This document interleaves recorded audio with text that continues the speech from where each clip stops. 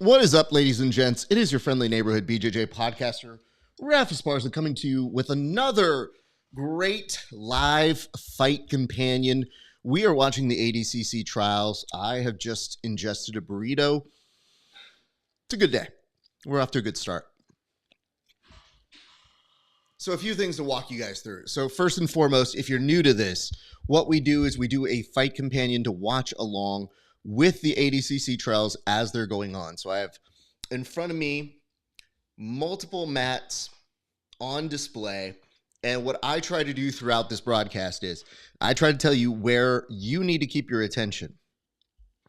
Now, it's difficult to figure out where your attention needs to be because throughout the day, any given thing could happen. You could be watching one mat and then something important happens. And we can tell you a few results that we have seen thus far. For example, friends of the show, including Jonathan Satava, getting a submission finish recently just happened. We also saw Ernesto Rivera getting a decision win. So that was pretty cool. We also saw a friend of the show, Andrew Cicito, the sauce himself, getting a win via points. But you know what's interesting? So far, and I can't say this for everything just yet, but so far, you can tell it is the East Coast trials for this very reason. We aren't seeing too much ADCC style. So we're not seeing a ton of people going without the rash guard today. I think it might be too cold.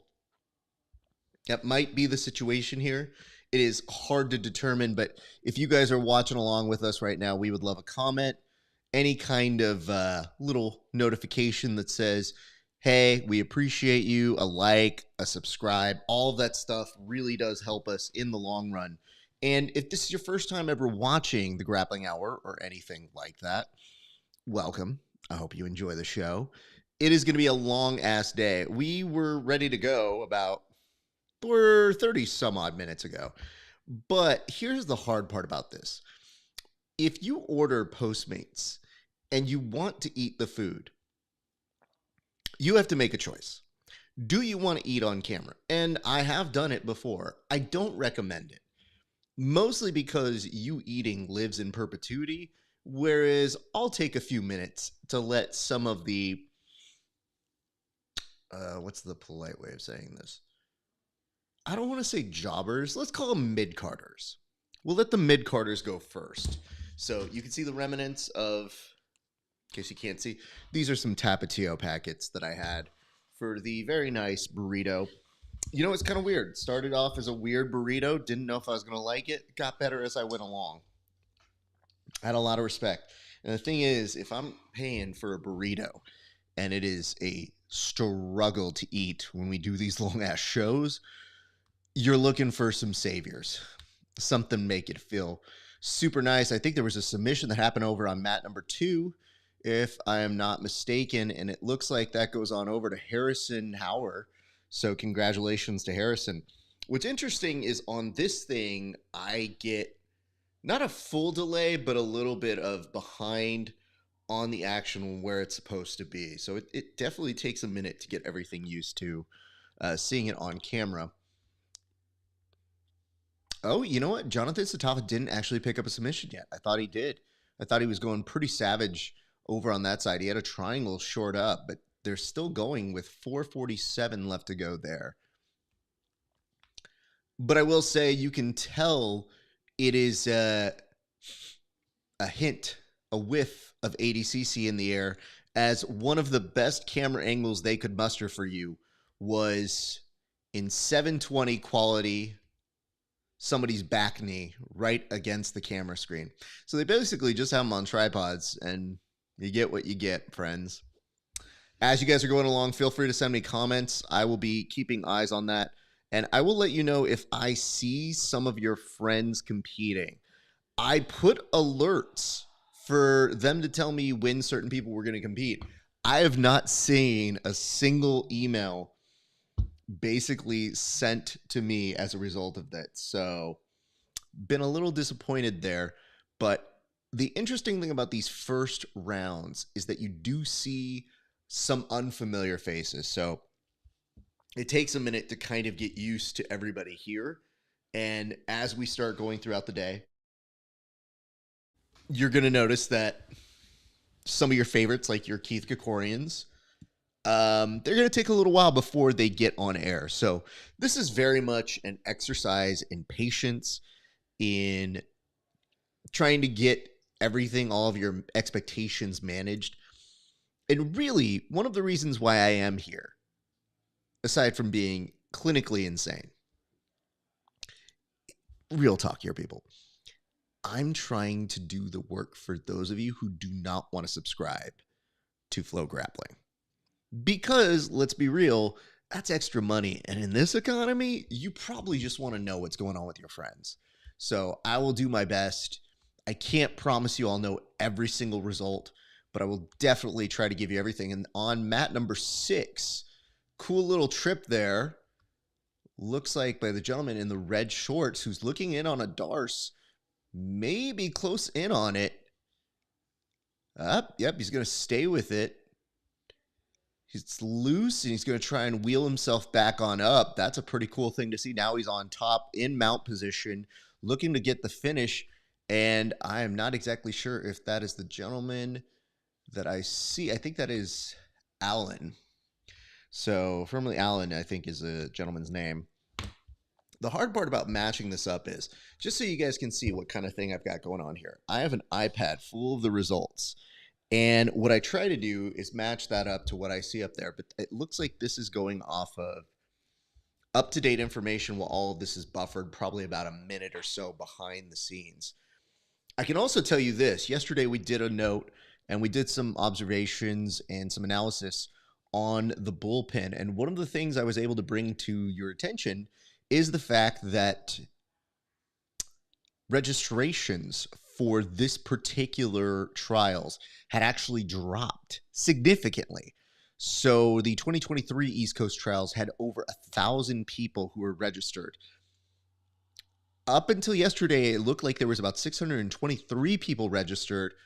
And now it looks like with the drops, they are circling in at somewhere in the neighborhood of about 580 some odd registrations.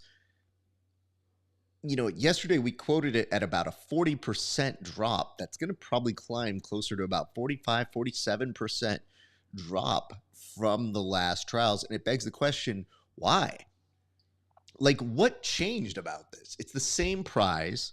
It's the same opportunity. And this year, it looks like Craig Jones is in harmony with one Mojessim or Jassim. So it would stand that there would be some return to favor. But I ask you guys this. Why do you think at home things changed and there are less people, at about 45 to 46% less individuals who showed up for this trials than previously done? So we will be asking that question throughout the day. But in the meantime, over on mat number 8, just to show you our little capabilities over here, on mat number 8, if we ever see something that looks close to a submission, we will give you guys an update on where to go ahead and follow. So right now, we're going to give you a note on mat number 8. It looks like there is a submission, a rear naked choke attempt. It looks like there's almost a tap about to happen. Gentleman has the back control there, and this is between Mason Little and Nick Montaya. And on this, it looks like it's still going. Meanwhile, I can inform you guys that coming up on mat number 1, you have Jet Thompson at bout 83. So get excited for that. Jet Thompson, friend of the show, he's coming up. CJ Murdoch, friend of the show, coming up on mat number 2. That is happening very, very shortly. Jonathan Satava still on that mat on mat number 4. Just to let you know, Josh Murdoch, also vaguely a friend of the show. Michael Lugo, currently on right now. Max Hansen is coming up on mat number 7 in just a few minutes. And those are some of the big folks that I think you could expect to see coming up shortly. So right now, the way it is going is they're starting with the 2 biggest weight classes this time, which were the 66 kg, but I think they initially started with the 77 kg category. So This is our life here, people. This is what we're going to be doing. What's up, Moose? I see you there. I hope you are not getting into too many fights with friend of the show, one Michael Rea. All right. I'm seeing a new match going on over on mat number 3. We will keep you updated on if anything seems to be of note there. Michael Lugo on mat number 6 is what it looks like. And Cam Hurd, friend of the show, on mat number 8. So we will continue with our mat number 8 notice. So if you guys want to stay tuned, you want to keep tabs on mat number 8, we're going to call that the mat to watch at this current moment. So friend of the show, Cam Hurd, currently up there. Cam has been on a tear. He's won a number of ADCC Opens. And the real question for him is he going to be able to return to that dance? He has had some incredible gains through our mutual friend, Asim Fayez, who is strength and conditioning coach, and also mine, full disclosure. But if you saw the way that this dude was pulling up into weigh-ins yesterday, oh my God, the gains that he's been having are incredible. So big shout out to friend of the show, Cammy Hurd, one of the nicest human beings. And, you know, if he's able to turn that into something incredible, I think he's going to go further. And meanwhile, on mat number 4, we just saw a heel hook submission by a gentleman with some scraggly hair. It does look like that went over to, nope, can't see the name. We're already gone. Dude with kind of the afro. He ended up winning. Congratulations to him with a great heel hook finish. That was on mat number 4. But we are staying on the action. Cam Hurd is at a pass right now. Nope, just kidding. Gentleman elects to regard a little bit and pushes the action back to the center. I see over on mat number 7, there was a win that happened. We'll bring you back up to date on that one shortly. Looks like a ghetto-ass Seth Rollins who won that one. Meanwhile, mat number 5, we have a double butt scoot there. Updates will come shortly for the Alex Bayman and Court Shaw? Yeah, Court Shaw. Alex Bannon and Court Shaw. The hard part about this whole thing is legitimately the size that you have to have in order to make this work. You have to shrink them down so that it looks like you're doing a visions test at all times. Meanwhile, I'm going to look out over. CJ Murdoch is on mat number 2. Cam Hurd going with a gift wrap here for a split second. Can't hold on to it. 3:34 left in his match. So stay on mat number 8 for the time being. Another friend of the show, Oscar from Jay Pages on mat number 4. However, on mat number 1, back take happening right now. We will stay with Cam Hurd on mat number 8, but I will keep you informed on what's going on mat number 1. As the gentleman's almost going smother with that crossface chicken wing. I mean, he's definitely closing the mouth off with the hand, and that is incredibly uncomfortable for his opponent. It definitely looks like Nathaniel is in trouble as Eric is putting in work. He has time to work at 3:20 left there. Cam Hurd does get it done. Looks like he gets a submission to start off his day. That is mat number 8. Congratulations in order to Cam Hurd. And meanwhile, the finish did happen on mat number 1. A big, big congratulations to that young man, Eric, for an incredible finish. Okay, meanwhile, we are now going to move our advisory over to mat number 1. Advisory is now in place for mat number 1. Jet Thompson is about to make his way. He is currently mat number 1 at about 83.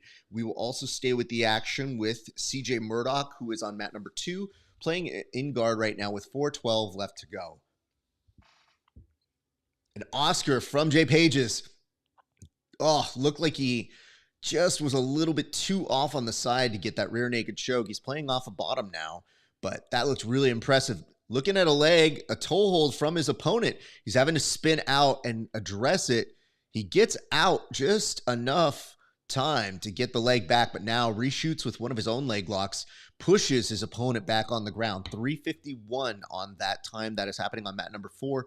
It did look like an incredible submission was attempted over on mat number 6. We will come back to that with Michael Luego in just a moment. Back take happening on mat number 7. Mat number 7, with, try to see if that's the homie. Is that Jacob? I'm looking to see Jacob Tangsey. I don't know him as well, but all good on that side. Updates to shortly come over there. If you guys are enjoying the show, please like, comment, subscribe.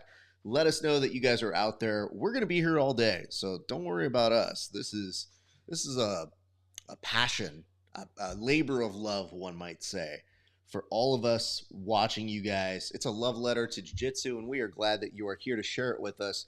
Meanwhile, some leg spaghetti happening over on mat number 3 as a back crab take was attempted there. Jet Thompson already playing from inside of guard. Kyle, his opponent, in big trouble. I will tell you this about Jet Thompson. You do not want to be inside that young man's guard. It is a rough place to be. He is very impressive. Love that kid. Love seeing him back out there. And I think he will be a formidable foe. Already gets it done in just 33 seconds there. Wow. Impressive finish by Jet Thompson. He starts his day off incredibly well. We are going to move our advisory here in just a second. But for right now, let's go ahead and have you guys go with mat number 4. We're going to change our advisory to mat number 4.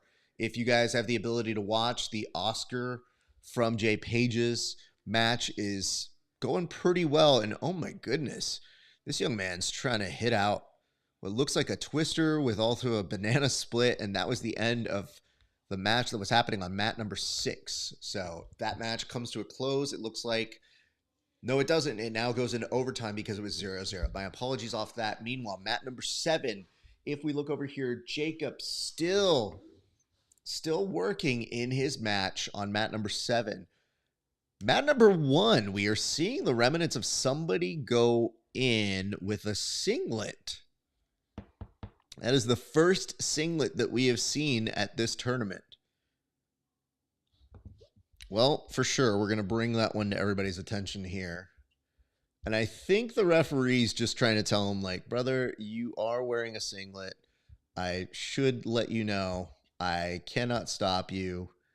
It is what it is. That is an impressive thing to see here, and we'll have to figure out what this young gentleman's name. But he is coming off pretty strong with the wrestling to begin with. We'll bring that on here in momentarily, but if you're wearing a singlet to a no-gi party, things can be crazy. It does look like there is a medical stoppage of some sort happening on mat number 6. More updates to come on that shortly. The CJ Murdoch match is still going on. If Murdoch can get these pass points, he would advance. However, it is still 0-0, 20 seconds left to go. I'm not sure he's going to be able to get that. The referee brings them back to center on that side. So looking over, Parker Drake coming to us from Gracie Fishhawk and John Andrade coming from Calteras. So I'm not quite sure who is who yet, but I will look to find that out. It looks like Parker Drake from Gracie Fishhawk is the one wearing the singlet, so kudos to him. And CJ Murdoch did end up getting 2 points. I think he might have eked out a takedown of some sort, but he does get the advancement here. Congratulations to Foul of the Show, CJ Murdoch, for making that happen. As you can tell, things happen very fast here. So as much as we keep our eyes and ears on everything, we also love it if you guys can also send us some information that this is going on. Oscar De Los Santos is currently in overtime. So if you are joining us from the Jay Pages faction, just know he is still in overtime. It is 0-0. There's 2 minutes and 42 seconds of them left to work.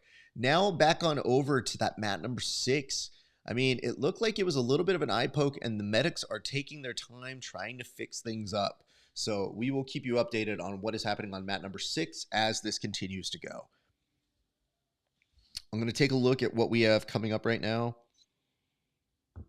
We want to stay. Oh, Max Hansen. Max Hansen, we will give that a honorary update here. So for that one, let's take a look here and let you guys know that Max Hansen is going to be coming up. So that advisory is going to switch on out for us. We will give that to mat number 7. Mat number 7 has an advisory right now. If you guys are just joining us, we are keeping you posted on every single possible match that there is. So let us keep this thing going. We appreciate you guys for tuning in with us very early on Pacific Coast time. It is a long-ass day, and we have some news for you guys. It seems like Singlet Parker gets the advancement, so congratulations to him.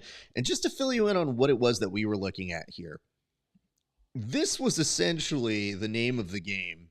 I'm not sure how well you can see this photo, but we will zoom it in as much as possible. I mean, it is very funny to see how these things play out here, people, but can't deny it. Singlet got it done here today.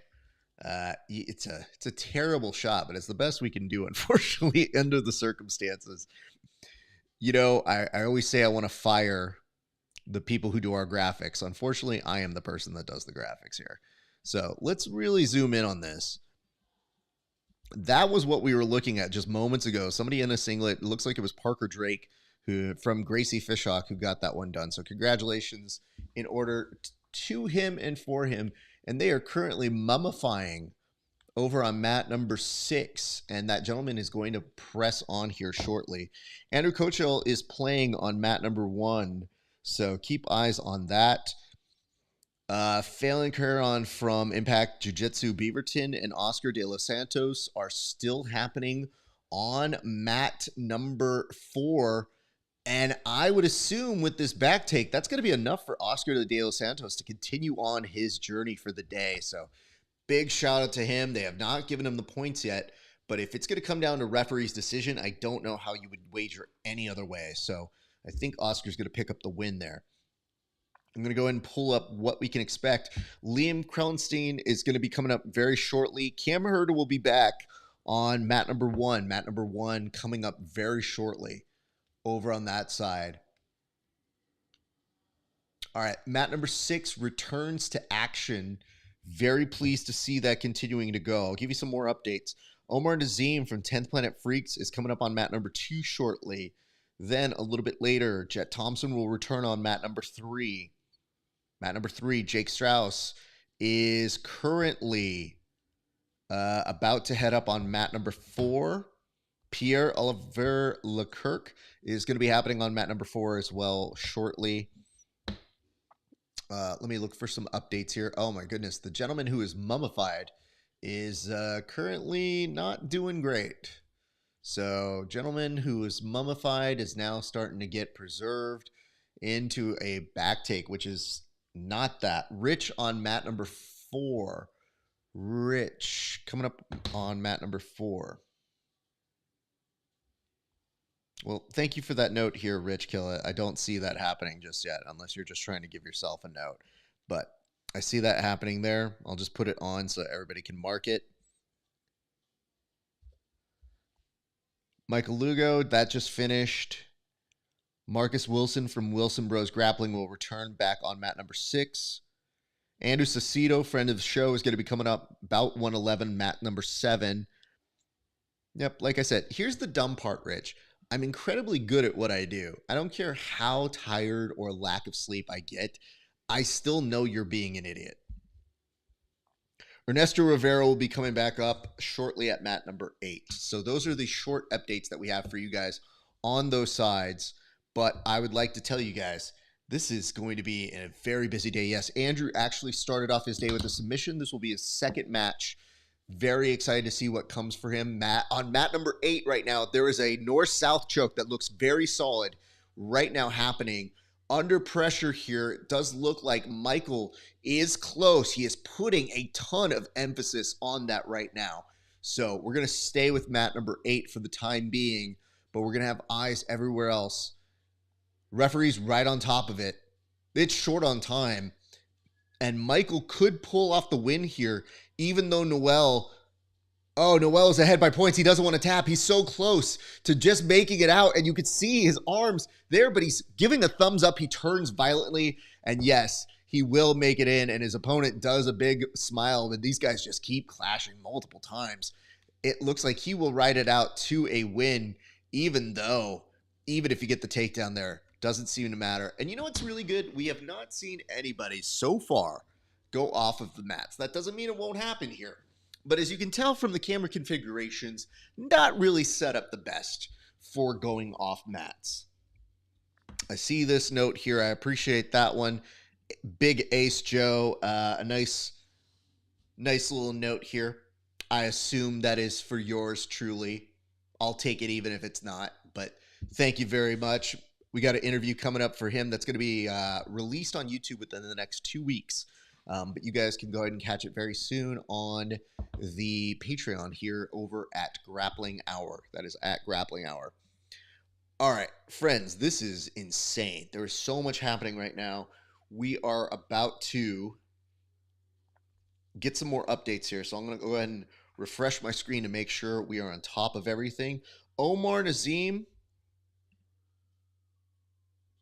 It is Big Dog. Appreciate that, brother. Pierre Olivier Leclerc is happening over on mat number 4. So I might put an advisory for that one, but instead, we're going to go with friends of the show. Let's go back to Ernesto Rivera. So putting an advisory for mat number 8. Mat number 8 right now. They're going to be our match to watch. Ernesto Rivera got off to a very solid start today. I definitely want to stay on the action for that. So Ernesto Rivera, you have our attention. Meanwhile, Omar Nazim is happening on mat number 2. Andrew Kochel on mat number 1. He's currently a few points down, 6-0. Sal Vieira is ahead on that one, mat number 1. Meanwhile, mat number 3 does look like the gentleman who went ADCC style with the crazy-ass blonde hair is going to advance. So congratulations in order for, was that Zach? Yep, that was Zach who won that one. All right, Ernesto Rivera now on mat number 8. He goes back to work. That is officially taking place right now. If you guys are enjoying this, a like, a comment, a share. Tell people that you are enjoying the show. Share it if you could. An immediate pull to guard here for Ernesto, who doesn't want to waste time. I think he wants to try and get something on Bjorn Weber, who is coming in for us from, it looks like PSF Ocala. So them's the big notes that we got for you guys as we are watching this big event. Let us know if you guys are enjoying this broadcast. Let us know who it is you are excited to see today. We are keeping tabs on as many people as possible, so it is a long-ass day for us here, folks. And then, if I see things correctly, Ernesto Rivera attacking this arm, uses it to come up, still in the no-point zone, but might be shoring up a triangle here. He's got some time. He's attacking the arm. His opponent with Mohawk in tow is not looking good right now. Ernesto's going to attack that arm. He has time to work. And he's basically content just waiting him out. Ernesto uses it, adjusts him to the side. His opponent tries to step over, but Ernesto's got a pretty good lock on this particular position. He's going to use it to once again come up now. Almost in danger of getting tombstoned here. Yeah, his opponent's not moving with him at all in this position. It's kind of weird because you don't want to slam him down, but now he's given him part of his arm. That's going to increase the opportunity for this triangle to happen, and he is holding on tight. This is an incredible grip by his opponent, by the way. So Bjorn is very strong and almost shucks him down. Ernesto still keeps it intact, but has to let it go. Now things are getting a little dicier because it is at the 4-minute mark. It means it is 1 more minute for the submission-only period. So that'll be interesting to see. It looks like a leg is in danger over on mat number 2, and I do believe it is Omar that is doing the work on Nick. Doesn't quite have it as he spins out. So we'll come back to that one in a second, but we stay on mat number 8 where the action is going. However, on mat number 6, looks like there's a gentleman wearing no shirt who is kind of feeling his feels. I think he got pretty badly injured there. So we'll look for an update. I love the sock lock that happened over on mat number 7. But Ernesto trying to keep his legs safe. 3:19 to go. He may want to stay there for a few seconds and start trying to pass when it becomes points in just 15 more seconds there. And if you guys are enjoying the show, do us a solid. Let us know in the comment section what you were enjoying about it, who you were excited to see, etc., etc. It is, as I mentioned, an incredible long marathon. Who are you excited to watch? Thank you very much for that question, Tex. Honestly, man, I don't know. I mean, we obviously have some friends. So obviously you're Keith Kikorian, longtime friend of the show. Ernesto, I've been excited to see him continue to do good things. Cam Hurd is a big friend of the show. I'll be honest with you, man. Because everything happens so fast, it's almost the more you say you're excited to see somebody, the more you're going to miss them. And Ernesto gets it done with a submission over there on mat number 8. Congratulations are in order for him. Liam Krellenston is going to happen over on mat number 1. But by and large, I come to trials. And the reason why I do this particular program is I love finding new people. So when we did a variation of this show about 8 years ago, I feel like that was our first glance at a Nicky Rod. And I remember being live on air and saying, who is this Walmart version of The Rock? And lo and behold, you learn more about this talent that may be hidden. You learn more about the people that you don't always know. And I like to have tabs on almost everybody. And so even though I'm ingesting it in a freaking Clockwork Orange sort of way, you still get to see some of their best work happening right in front of you because they're hungry. They really want this spot. So I really look forward to new talent. And right now, mat number 4 looks like there is almost an attempt on the arm. It was a crucifix there for a split second. Almost looked like a solid submission attempt, but they're going to stop right there. 4 minutes, 8 seconds on mat number 4. That's still going on. Meanwhile, mat number 3 looks like they are back up at a standstill. So 3:30 left to go on that one. But thank you for your question, Tex. Appreciate you, man. Hope you're well. Looks like a knee bar attempt on mat number 8, but it's a little shallow, so he's not going to quite get it. They're going to reset them back to the middle of the mats. Going over to mat number 3, some tussling happening there. They're about to get into points in just a second. Mat number 5. There is a gentleman who is working violently from inside of guard, trying to make it happen with a pass. Not quite there yet. Let's take a look at who is coming up right now. Cam Hurd happening on mat number 1. So we will put that as our advisory right now. If you guys are just tuning in, you will want to find your way on over to mat number 1. Cam Hurd is about to make his way on there. Cam has had a very good start to his day. So we'll be excited to see how he does here.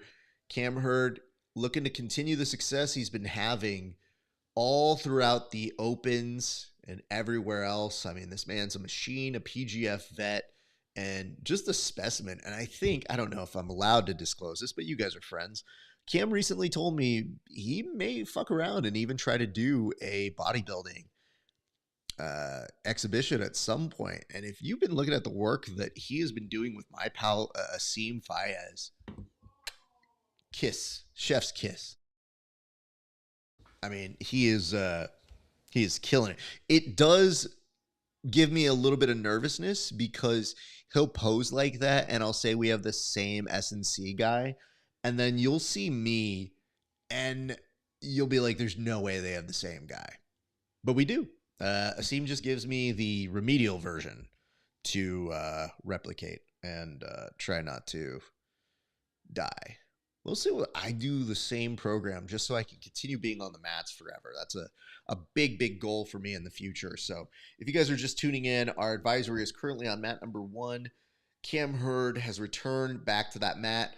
Meanwhile, mat number 6 looks like some attempts on the legs there, exchanges, inversions happening over on that side. Meanwhile, grind is happening on mat number 3, where it looks like those two gentlemen are going to find their way into some points. And it looks like currently Tristan may be able to pull off a win there, but there is still 1 minute to go, still plenty of time to work. On the Cam Hurd match, Cam is working to pass the guard. This is where he does some of his best work. You don't want to kind of exhaust yourself when you know you're going to be one of those gamers who's going to take a while to pass. And you think about it, and you don't want to waste the pass. You want to make sure that you're within scoring time, and they are still 1 minute away from that. So Cam may just be cooking his opponent. We'll see what happens there. But yeah, this is very, very, very tricky stuff. I'm going to look on over. I'm not sure if Omar or Nick is going to pick up the win on mat number 2, waiting to see the result on that one. It looks like it is currently 0-0. They may be going to overtime, or they did do overtime, and now they're going to ref's decision. So I will come back to that one. I think that actually might be more of the case, is a ref's decision over on that side. Meanwhile, mat number 3, those 2 points may be enough for Tristan to pick up the win. So congratulations to him. He is the one with the no shirt on, going ADCC style. So that is what is happening on that side of the world. All right, guys. Woo! Let us keep you posted on everything that is currently happening. Cam Hurd about to get into points. We'll see if he's able to make that pass happen. Meanwhile, mat number 8, beautiful slide that just happened there. I'm going to look over to see who that is. That's Teddy Gray versus Harrison Hauer. Harrison Hauer is a great name, by the way. Harrison is ahead 5-0 currently.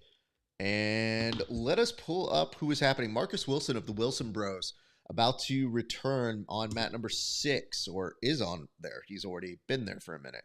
Let's give you some updates. Ernesto Rivera will be returning to mat number 1 shortly. So Ernesto Rivera will return to mat number 1. CJ Murdoch is about to return to mat number 2. CJ Murdoch returning to mat number 2. Meanwhile, mat number 3, Jet Thompson and Oscar De Los Santos coming up on mat number 3 very soon. Jake Strauss happening on mat number 4 in the near future. We just saw our first creepy version of Mo walking back and forth right now. Mo looking kind of like an Alfred Hitchcock, just minus a few pounds. Not too many, but a few. Mat number 5, Maximilian Hansen, a.k.a. Max Hansen, about to happen. Coming up very shortly, mat number 5. Marcus Wilson, like I mentioned, about to come up. Jonathan Satava right after him on mat number 6. Andrew Cicito still on deck for mat number 7. Andrew Cicito about to come up very, very shortly there. And then a little bit later, the return of Pierre-Olivier Leclerc. He is about to come up there. So just to let you guys know, those are some of the folks that are on deck or about to come up very, very shortly. Cam Hurd now ahead 3-0, working where he works best, looking to take the back here. But he can cook him really well. And what I loved about that last round for Cammy was, oh man, he let him go. He wants him to stand up and wrestle. I think he knows he can cook this guy on the feet.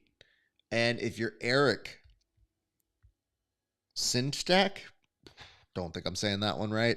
If you're Eric, you not only need a takedown, you need a pass. So this is kind of an exercise in that excellent cardio and gas tank that Cam has. And even though for a split second found his way into an almost judo reversal, then looked for one of Cammy's legs, doesn't quite get it. There's 39 seconds left in that match. Cam is still ahead. Meanwhile, mat number 5. I'm looking over here. There is some leg shootouts. That's a heel hook, and that looks like it's going to be enough to get the job done as he is extending right now. And his opponent, actually, he gets the knee line free, but he is not fully out of danger entirely. I see this. Did Alec fight yet?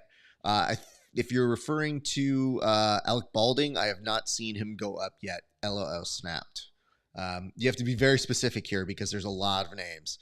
And then, has Nick Mataya already fought? I don't know.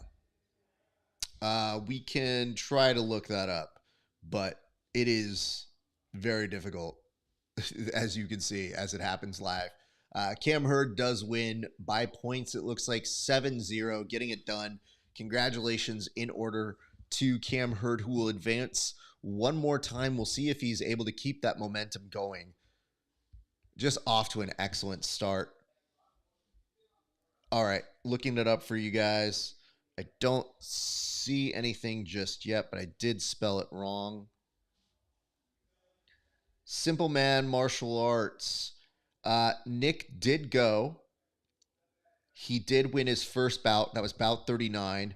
He did win that by submission. He is about to go on bout number 97. Bout number 97. So he is coming up again shortly. Thank you for your question, Kit Jitsu. I hope I answered it well. And then it says, yeah, that's him. Alec Balding, I think, is in a bigger category. In other words, a heavier weight class. How do you want to say this? He's a friend, so I don't want to be like, he's fat. Because that might get back to me. Plus, Alec Balding is a former ADCC trials champ. Don't forget that, folks. That dude is a beast. I don't like the fact that he does this. Like, he's very good at doing the thing that we do. And now he's starting, you know what I mean? Like, let's talk it real. Like, he's starting to steal some of our shine, fam. Like, he's going out there and doing these kind of things where he watches stuff and he does the interview stuff. And I have to say, Alec, chill, bro. Because I am never going to be a trials champ. Never. So, stay in your lane, bud. I don't need you trying to come for my job, too. Meanwhile, friend of the show, Oscar De Los Santos, currently on mat number 3. We'll put the advisory down for that one right now, even though things are about to get really hectic here in a second. Mat number 3 is our current advisory, mat number 3, and that is because friend of the show, Oscar De Los Santos, putting in work, looking to attack that neck here. Might be in on a necktie. Not sure if that's going to happen. Meanwhile, oh my goodness, Parker Drake back with the singlet on mat number 1. That's almost silly enough to get an advisory, but I think Oscar De Los Santos does get the submission there, and congratulations to him. Jay Pages, stand up right now. That is some great shit to see. Oscar is somebody, when I went to go visit Jay Pages, and we were both blue belts, I swear to God, I went, and whenever I go visit an academy, I try to go as nice as I can. This dude looked like it was the finals of ADCC when he and I were going together. And I was like, bro, I'm a visitor. Is this how you treat visitors? And they're like, oh, we had fun. We love you, dude. I'm like, man, it did not feel like it. It felt like I had done something personally to you. So even since that moment, we have become excellent friends. Truly a very nice human being. And you know what was great? I have to say this. I see him online. He was asking for sponsors, telling people like, hey, man, if you guys want to sponsor me for this event, do it. Come through. I'm trying to make the best of what I can do. And I mean, he is justifying your dollars right now. Meanwhile, speaking of justifying your dollars, there is a rear naked choke that is going to get a submission here on mat number 4. That is the tap right there. And congratulations are in order for Jake Strauss. Jake Strauss, I was wondering if I saw that. Meanwhile, on mat number 1, Alex versus Parker. Alex sees the guy who's coming in the singlet and says, I should be trying to attack the leg. And now Parker actually reverse Unos him and gets him in a leg lock. So congratulations are in order there. You can't judge a book by its cover. You think somebody's wearing a singlet and you're going to be able to get the best of them. And in that particular case, Parker, hook, line, and sinker. We'll put back now our advisory back to mat number 1. Mat number 1 for Ernesto Rivera. Friend of the show, is going to be continuing to do great things. Jonathan Satava, just in case you are wondering, will be on mat number 6. And Andrew Cicito, friend of the show as well, is coming up over on mat number 7. He'll have Colby Gonzalez's from Gracie Bar El Paso and 3 Courses Jiu-Jitsu and Jackson Wink MMA. You have too many gyms, bro. If you put more than 2, I am not held responsible for knowing all of where you belong to. But having said that, Andrew Cicito currently working from inside a guard. That is actually happening right now. It is 0-0. If a guard pass can happen, Cicito wants to keep that leg a little bit safe. He is not quite out of danger here. The knee line is cleared, but if he can reverse Uno that, that is not great. You don't want to end with that. He's looking to attack the leg here. He's looking for a toe hold. not quite getting it. May have to worry about giving up points here with just a few seconds left to go. I'm not sure that's going to be enough time for them to award the points, but they're going to go 0-0. That may come back to haunt him if they go into a referee's decision, because it looks like right now they're about to go into overtime. They immediately kick in to that overtime period, which should be good for Cicito. That's going to put some pressure on him to get that takedown immediately. Meanwhile, Pierre Olivier Leclerc is happening on mat number 8. But we are still going to stay with our advisory at mat number 1. Ernesto Rivera is definitely one that you want to keep eyes on. And from there, I do see a guy on the ground. It does look like from that particular position, that bodes well for Cicito on mat number 7. So congratulations to him, but it's still not over with. We got to make sure that he is able to continue and get that pass point there. So meanwhile, Ernesto Rivera, mat number 1, 5:12 left to go on that match. CJ Murdoch looks like he's taken mat number 2 just to keep everybody posted. And for whatever reason, I just see a photographer just chilling on mat number 8. No action happening there. Let's switch that around. Let's keep the action going here, guys. We have not got to semifinals yet. Ernesto Rivera is actually playing guard right now. That's a very strategic play for him. He's got a pretty savage guard. Love seeing him play from that position.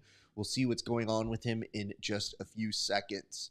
Mat number 4, you actually have both Murdochs happening, because Josh Murdoch with, it looks like the tie-dye rash guard, trying to go into work. Andrew Cicito back up. It is 1:30 left to go in that match in overtime. I mean, Cicito's definitely, I want to say he gets at least a knockdown point, but didn't look like he got a takedown that was clean enough for him in that particular expression there. So keeping you posted on that one shortly. Josh Murdoch once again looking to attack the legs, and Ernesto Rivera is back up and working to pass. His opponent's trying to get a hold of one of his legs, and CJ Murdoch playing from bottom with his opponent right now, Shanti Cerdas, who's maybe looking to attack the neck. CJ Murdoch does a nice reverse Uno there. Good to him. Still no points yet in the Cicito match. There's a very aggressive game of mercy happening. Meanwhile, Jonathan Satava working from inside a guard. There's 4 minutes, 48 seconds happening right there on that mat number 6. Mat number 6 happening for Jonathan Satava, a former ADCC trials champ in his own right. So it'll be interesting to see if that happens. This is kind of familiar territory for Anderson Cicito with the last 21 seconds. This is a very, very usual wrestling position. The question is, even though it's a wrestling position, because his opponent's trying to use it for a triangle, Cicito, oh man, oh no, definitely look to try and attack that leg there. Read it right, might be playing from attacking inside a turtle, and his opponent's going to look up. There's no points really that came through, so that's going to come to a referee's decision. We will see how that one goes in just a minute here. Referee comes on over, and it looks like his opponent is going to pick up the win. It might be just from the submission attacks and just toward the end of that match, just doing a little bit more work. But Andrew Cicito having a pretty good run, all things considered. His opponent shakes his head. He's, of course, one of Jay Regal Budo's, so that's not a surprise there. Jay's savage in terms of how he coaches his guys, so that explains a lot. Meanwhile, explaining a lot, 2:35 left to go on mat number 1. Looks like Ernesto Rivera pretty safely ahead on points, 7-0, but still anything can happen in that amount of time. Mat number 3. This gentleman who has been wearing the craziest mohawk I have seen thus far in. He's been having an okay day so far. Let's do some updates here while we have a split second. I see a Daisy Fresh rash guard that looks like it's probably Max Hansen happening on mat number 5.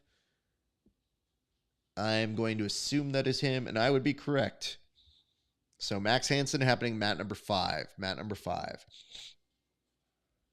All right, Ernesto Rivera gets the submission and will continue on in the tournament. Congratulations to him for getting that one done. Max Hansen, immediate pull of guard here on his match. And mat number 8, slow as ever. Still nothing happening there.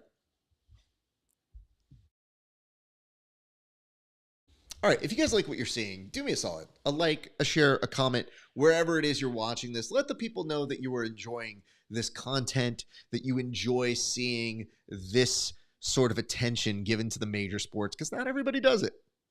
Let's be real. A lot of people talk the talk, but a lot of people don't actually walk the walk. So appreciate you guys for stopping in. Even if it's just to see this for a second or two and then pop in and out, we love it if you send me some comments so that I can respond to them one by one as we go throughout this day. I'm going to go ahead and take a look. It looks like somebody sent me a note. So very happy to see you guys chatting, walking through. I hope all is good. But do me a solid. Yeah, comments in the comment section.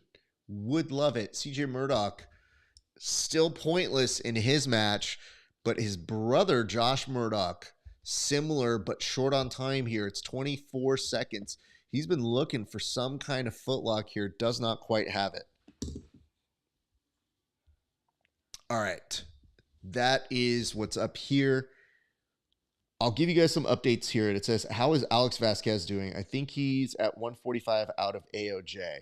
Thank you for your question, C's. It's going to take me a second to go ahead and find out here, but I can pull up his information shortly. I don't know that I have seen him per se, but we've been seeing a lot of people come through. Oh, I think the 66ers are a little bit slower. I don't think they're playing them as fast. Because right now I think they were really heavily concentrating on the 77 kg category. Vasquez. Yep. That's the one. Let's see where he's at. Alex Vasquez, AOJ. He doesn't go till about 258. So we probably have about 100 more matches, which could be about an hour's time, honestly. So keep in mind that might be the difference maker there. So what's up, C's? Everybody, if you guys like good photography from people who are not good at jiu-jitsu, I would highly recommend you go check out a page called C's Shot That. Or C's Made That, my apologies. C's Made That. A gentleman who has shot some incredible photos in his time, who, listen, go buy some photos for him. He's not going to make it in this world because of his jiu-jitsu. Also, somebody stole his shit. Like, what the fuck happened there, C's? That shit really, that spooked me. How does somebody steal a fucking laptop in this day and age? Like, most people already have laptops. What the fuck is that all about? And you said relax? No, bro. You relax. This is my show. I can say whatever I want. This fool is yet to show up for training. Talks a big game. And it's just like, yo, what? And I'm like, show up. And he's just like, no, I just want to do this. I don't actually train. I just, no, don't make me train. It's too hard. Oh, my knee. Ow, my knee. Ow. Oh, my staff. Ow. Every excuse in the book. All right, Josh Murdoch, Zamora, still now in overtime, 0-0 happening there. We'll give you an update shortly. Whoa, your laptop and your hard drive? What the fuck, dude? It said, this man said he sucks at jiu-jitsu. Well, I mean, LOL snapped. Prove me wrong. But I complimented him first. I'm not heartless, dude. This man had his laptop and his hard drive stolen. I made sure to compliment him first. But I also have to point out, like, probably not very good at jiu-jitsu. And that's just what Craig Jones told me. That's all. Anyways, moving on. Let's give you guys some updates here. Let us do this. Let us look at what we've got coming up right now. So, Salvayara is going to continue. Jonathan Satava, mat number 6. That's happening right now. I think that's probably an overtime, I'm guessing. We'll come back to that shortly. But just for your knowledge, C's, Oscar has been on one today. Oscar's been killing it. Very happy for him. And Oscar's coming up right now, about 137. That's happening on mat number 8. Woo! Oscar has Jet Thompson. Oh, I don't like that match. No, I don't like it when friends go against each other. That's a fucking tough match. All right, let's put the mat advisory down. Oh, this one's gonna hurt. Mat number 8. Here's your mat advisory. It's just, listen, Oscar's really good. Really good. Jet Thompson is a force. Oh. All right, we'll get through it. We'll get through this together. We will. That's gonna hurt. Stranger things have happened. Just as a note, about 213 Andrew DeGraff is coming up. So that means that the 66ers are about to happen. Meanwhile, mat number 3 looks like a knee bar is in play, but instead his opponent's looking to take the back here. Almost has it as a now reverse Uno's back and forth. Those guys go back to it. Yeah, our mat advisory from mat number 8 is in well effect right now. Ooh, love that.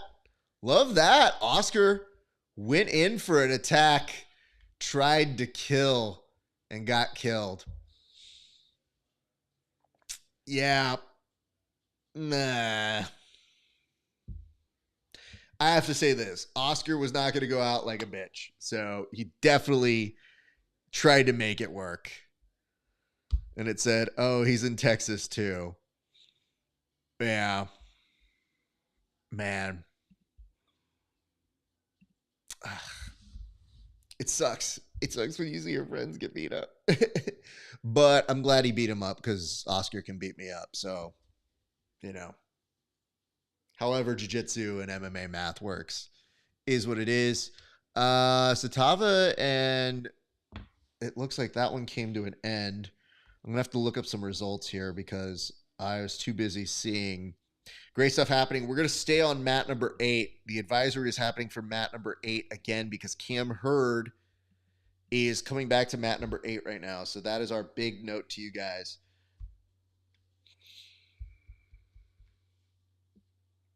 He'll be taking on Nicholas Cratton.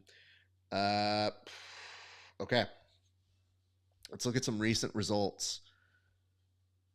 I'm going to see over here. Ernesto Rivera got it done by sub. Looked a little bit earlier. Pierre Leclerc got it done by sub.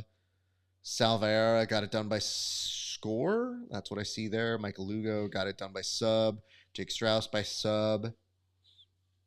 Oscar in this last match got it by referee's decision. Last one for Max Hansen got it done by sub in fairly quick fashion. So, yeah, things are moving. But Cam Hurd back on advisory for mat number 8. If he's on the match, you definitely want to keep an eye on what it is he's doing. I want to say that's Strauss on mat number 7, but let's find out. It has not updated me yet, so I will let you guys know when I see it happening right there. We got ADCC style for one opponent on mat number 3. One opponent for mat number 3. And it looks like... yeah, I don't know that that matches up. I think we're just behind on that one. So that one might end very, very quickly. Eek. All right, friends. Let me know if you are enjoying this broadcast. Like, comment, and share. Like, comment, and share. It goes a long way. I really do appreciate you guys doing that for us here.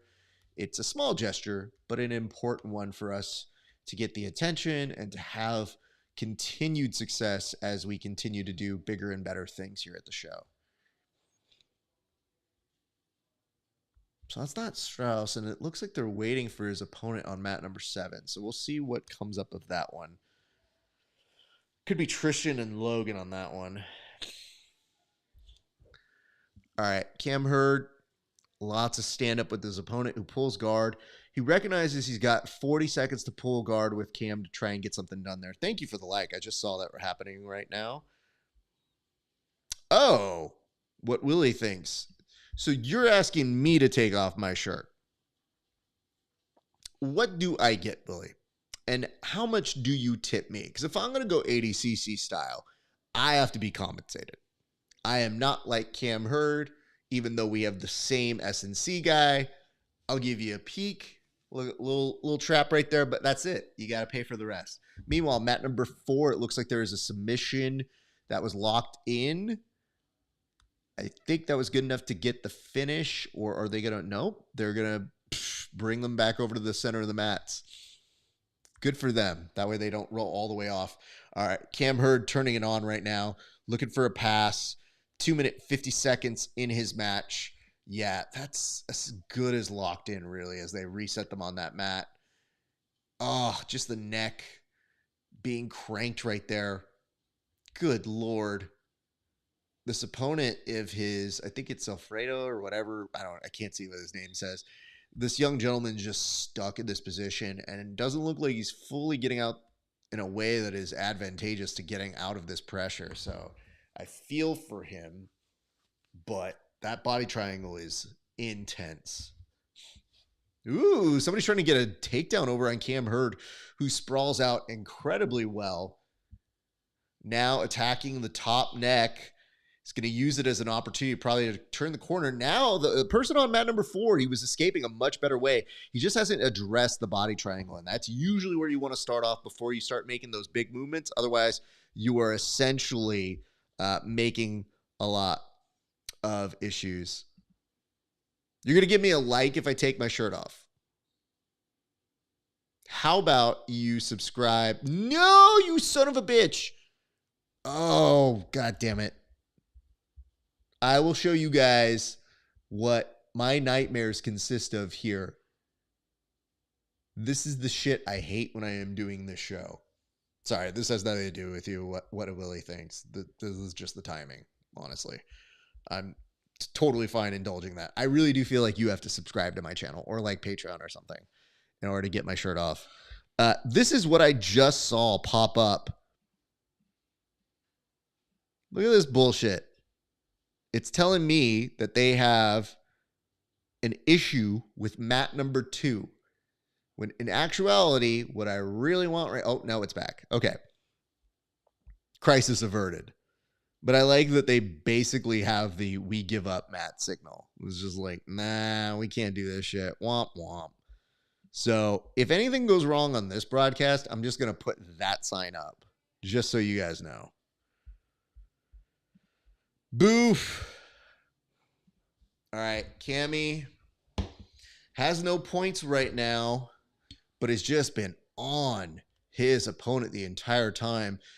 If he can get this triangle in, this body lock, body triangle, he might be good. Jake Strauss is on mat number 2. His opponent tried to bait it for an attack on the leg. Cam had no time for it. If he could just secure this pass, that's 3 points. That's enough to do it. That leg is still kind of in that almost half guard. His opponent trying to use it to leverage it back up. And there's already a finish. Yep. That finish just happened over on mat number 4. Double ADCC style happening on mat number 2 with Strauss and Jamal. Cam Hurd is now going to go into overtime. So that's mat number 8. We stay with our advisory on mat number 8. Oof. All right. So I think if Cam wins this, he advances to tomorrow. So I think, and I could be wrong here, I want to say they will go up to semifinals for all of these matches. So pretty important moment here for Cam Hurd if he can get this one done.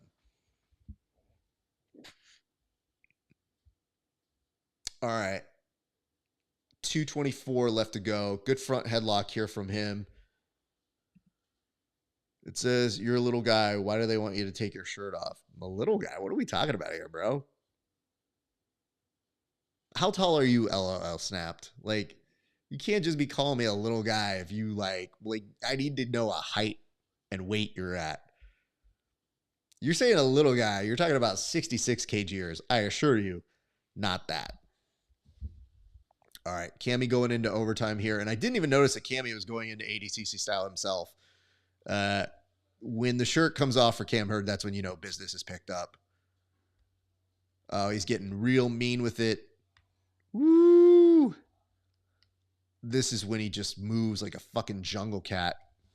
Love to see it.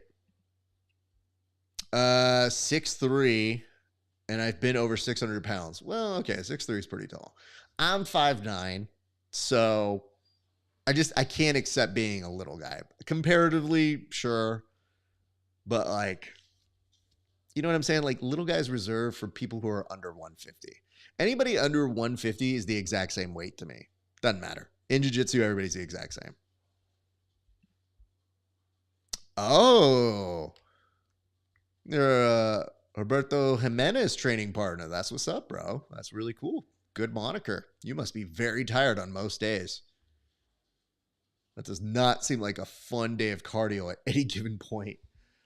Well, tell Senor Jimenez we say hello. He is a guest of the show a couple times and hell of an athlete.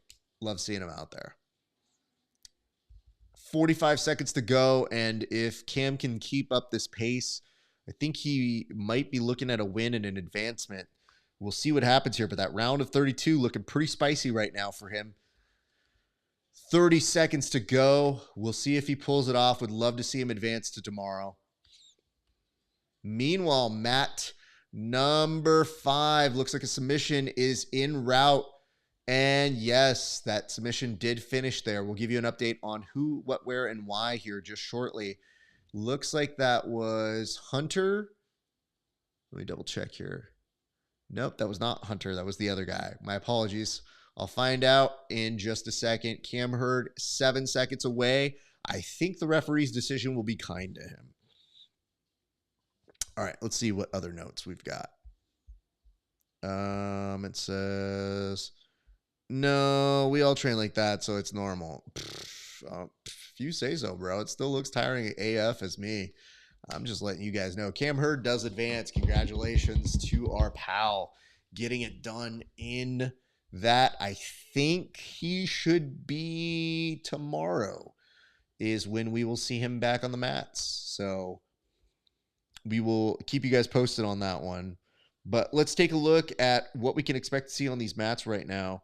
Tristan McDonald, Logan Smith, currently they're the ones that I think have a little bit of the action going on. But let's see what's coming up on these mats right now. Andrew DeGraff is coming up very, very shortly on mat number 1. You want to keep eyes out on that. Max Hansen will return to mat number 2, followed by David Stalasu and Hunfaya Penny. That's happening on mat number 2 very shortly. Isaac Cordova, friend of the show, about to come up on mat number 3. Mat number 3. Meanwhile, down here, Gianni Grippo about to make his first appearance on the mats today on mat number 5. Mat number 5 just in a few minutes. We will keep you posted on when he makes his way on out. Jonathan Satava versus Michael Luego. That's going to be very fun to watch. Keep your eyes on that.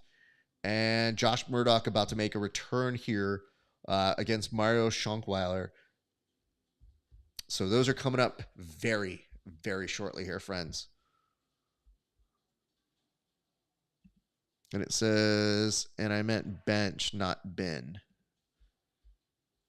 Oh, I mean, I had to be honest with you, dude. When you said bin over 600 pounds, like when you say 6'3" and bin over 600 pounds and train with Roberto, I was about to be like, dude, you put on a great pace.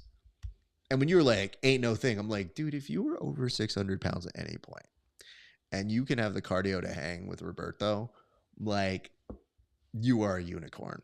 So, just saying. It says, have you seen that thing with the stalking Grippo guy? Yes. And in fact, he does show up here on occasion. And he has asked me multiple times about Gianni Grippo. And I don't really know Gianni. Obviously, I'm familiar with his work. He's incredibly good at this. But it is very weird to have somebody who's asking about Gianni. And I'm like, listen, bro, I just know him as somebody who competes super well. And I don't wish anybody ill. Like, I hope he does well. But he would be asking, he's like, what do you think his odds are of winning? And I'm like, pretty good. He's a pretty good guy. So, yeah, a little bit of a bummer to see that happening.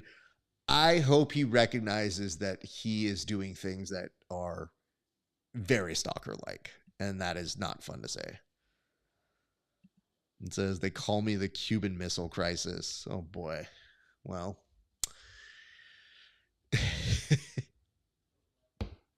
I don't know what I'm supposed to do with that one. I don't know you well enough to do jokes that are ethnicity based, but I will take your word for it, sir. Sounds like a fun one. The Cuban Missile Crisis. Can you imagine your team's just like, yo, bro, look at Cuban Missile Crisis over here. Why do we call him that? I don't know, man. Just because he got some unresolved issues.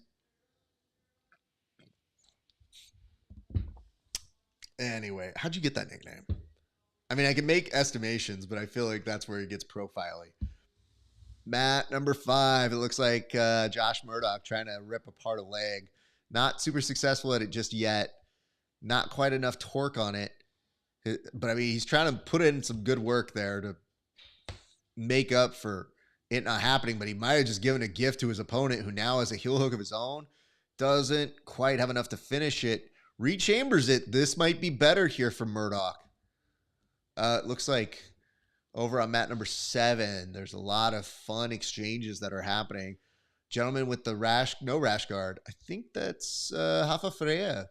It's one of his teammates. Having a pretty good day there, so congratulations are in order to him. Yep, leg lock shootout happening on mat number 8. Mat number 8. Okay, let's take a look here at any new developments on the upcoming bouts. So,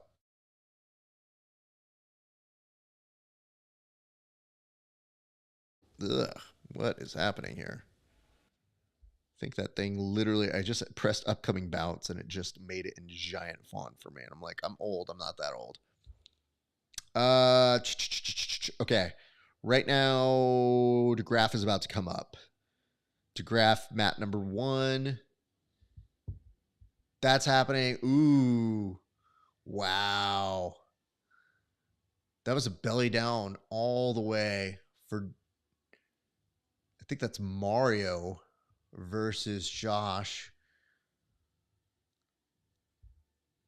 Yeah, he's in on a belly down here, and Josh Murdoch showing no signs of getting fucked up there, but that does not look like it is fun. Eek. And there's still a minute 37 in that position. He does find himself out of it. The efforts you have to go through sometimes to get a submission, though. Boy.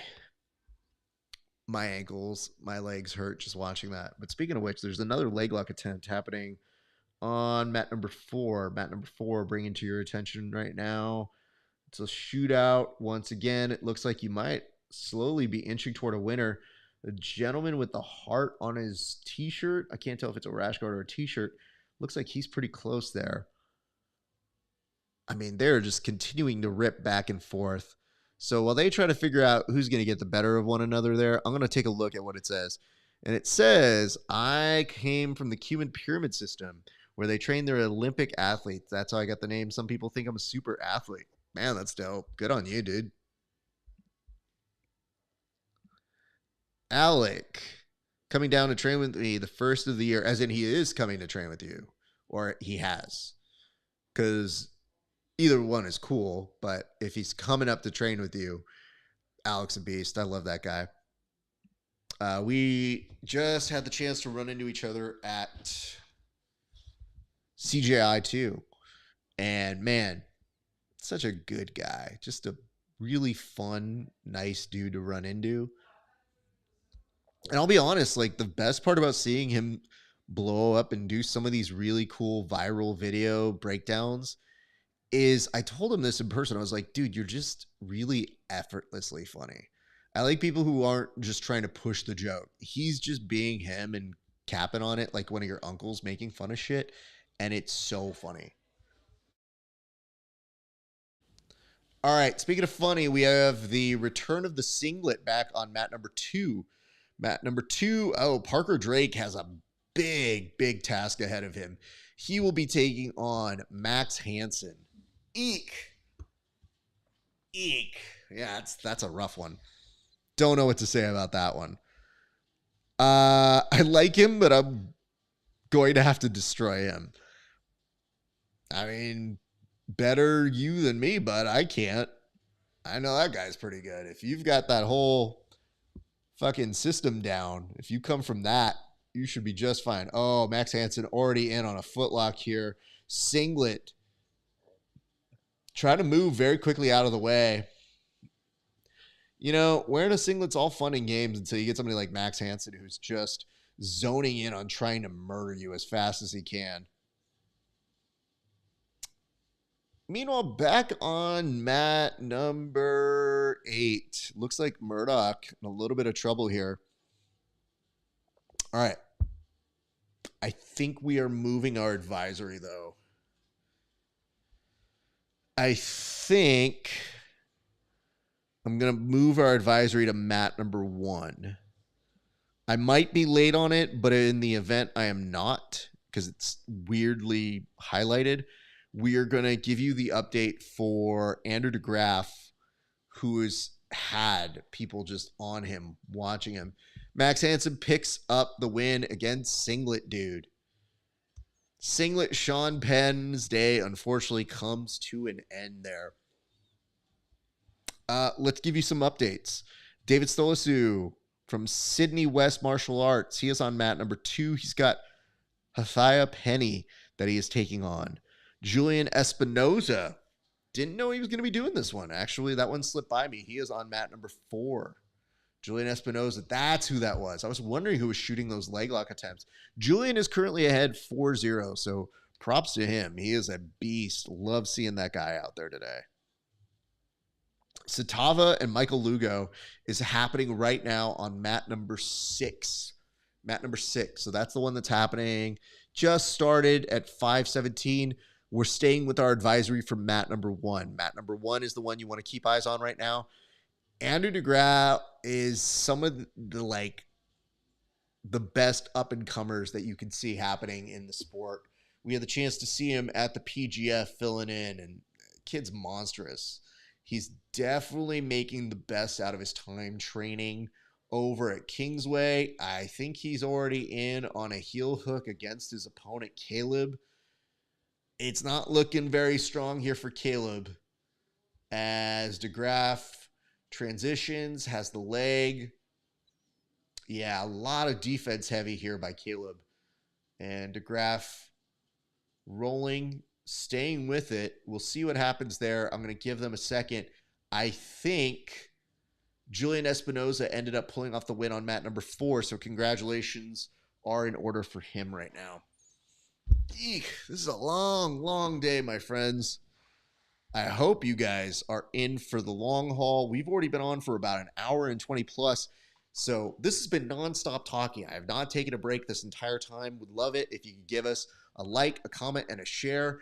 And from the look of it right now, David Stolisu was able to pick up the win via an incredibly solid and very effective leg lock happening on mat number 2. That happened on mat number 2.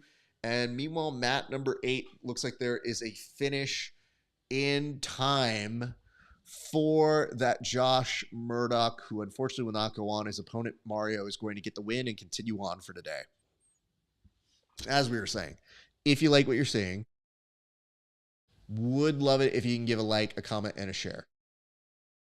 And Andrew DeGraff just picks up an almost effortless attack on that arm. He's pretty good at hitting like a Choi bar, sort of modified Choi bar, if you would. Just literally pockets it, has no issue trying to hit it, does it. Beast. Congratulations are in order for him. Jonathan Satava is currently ahead 2-0 on mat number 6. That is mat number 6. So we will keep you updated on who wins that one. Harrison Howard, Colby Gonzalez, that's happening. And Colby Gonzalez is the one that has the 3 different gyms that he is professing. All right. Let's see who's coming up right now. There was just an update that happened. And looking to see folks you might know. Isaac Cordova about to happen on mat number 3. Sam Davis, mat number 3 as well. Sam should be up right now. That is happening mat number 3, and there is 1 minute left to go. And if I'm doing my reading right, I think Sam Davis is the one with the loose t-shirt and the purple-ish spats.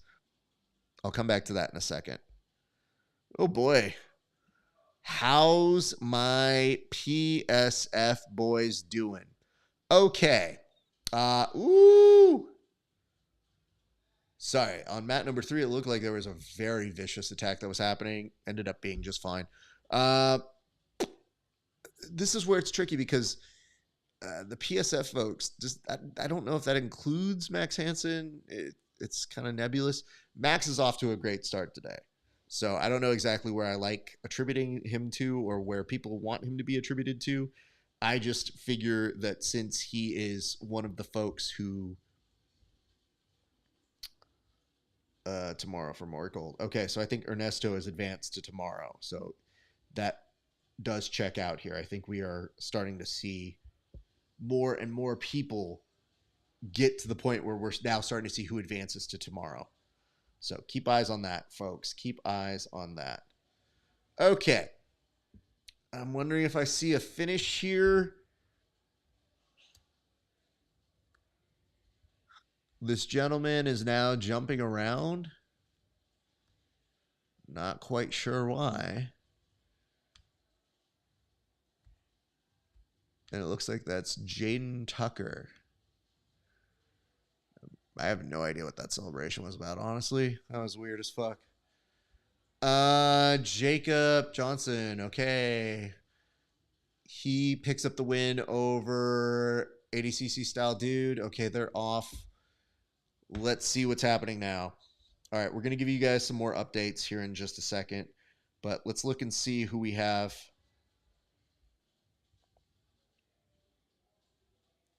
For whatever reason, it is not happening.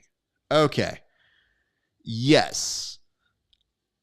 Adamas is PSF. Yeah, again, I know it's only when somebody puts a different gym name that I don't see PSF that I have to think about it and go,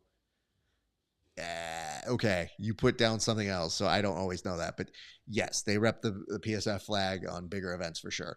Just wanted to make sure. I'm not trying to misquote where people are from. But yes, Max Hansen has been killing it. Off to a very good start today. He just beat up some dude who was in a singlet. That was really fun to watch. Because I have to think, when you show up here and they're like, you can kind of wear whatever you want. I've seen people at trials wear gis. That shit's insane. At, I want to say, West Coast Trials 2017, somebody was wearing a gi, and it was batshit crazy. And, of course, they were asking for a lot of attention. And then all of a sudden, when they lose, they're just kind of like screaming out whatever. And it's just, I don't know, it's so wild. Like, I want to be in on the joke with them, but I go, I don't think you're in on the joke, fam. Isaac Cordova, that is happening on mat number 3, Dova Dog. Mat number 3, that just started. It's a minute into the match. I think he's up top with trying to pass guard. He has a foot still stuck in at half guard, but it's looking very promising to see him move forward here. Again, if you like the show, like, comment, and subscribe. Like, comment, and subscribe. My name is Raf Esparza. I host a show called what? The Grappling Hour. Duh. You guys can subscribe to the Grappling Hour on YouTube, Facebook, Twitch, Twitter, all that good jazz. Instagram. We are essentially everywhere. So love to see you guys supporting us here at the show. It does mean a lot. And Cordova is still looking very good. So we're going to give our advisory right now to Dova Dog. That is mat number 3. Mat number 3 currently has our advisory. And we're going to take a look just to make sure we're not missing anything else elsewhere. Reese Lefevre is on mat number 6. Johnny Grippo is on mat number 5. So we are starting to see the 66Kers make their way into the day. But this mismatch, good Lord, that's mat number 7? Who is that? Esteban. That's what I thought. Oh, Esteban Martinez, you crazy SOB, you. Esteban is always like a Tasmanian devil on these. So he is definitely somebody that is fun to watch in these matches. Just to give you guys that update. All right. If you guys are enjoying this, again, like, comment, subscribe. Like, comment, subscribe. That is the easiest thing that you can do. All right. Let's take a look and see who is coming up here shortly so I can give you guys some updates. Okay. So, right now, good Lord. We're going to refresh that browser, see if that can help us out a little bit right now. Johnny Grippo pulls guard against Aaron Smith, who looks to try to attack his leg. Choice against somebody like Grippo, who has been known to grip and rip in the past. There's an armbar and triangle attempt over on mat number 2.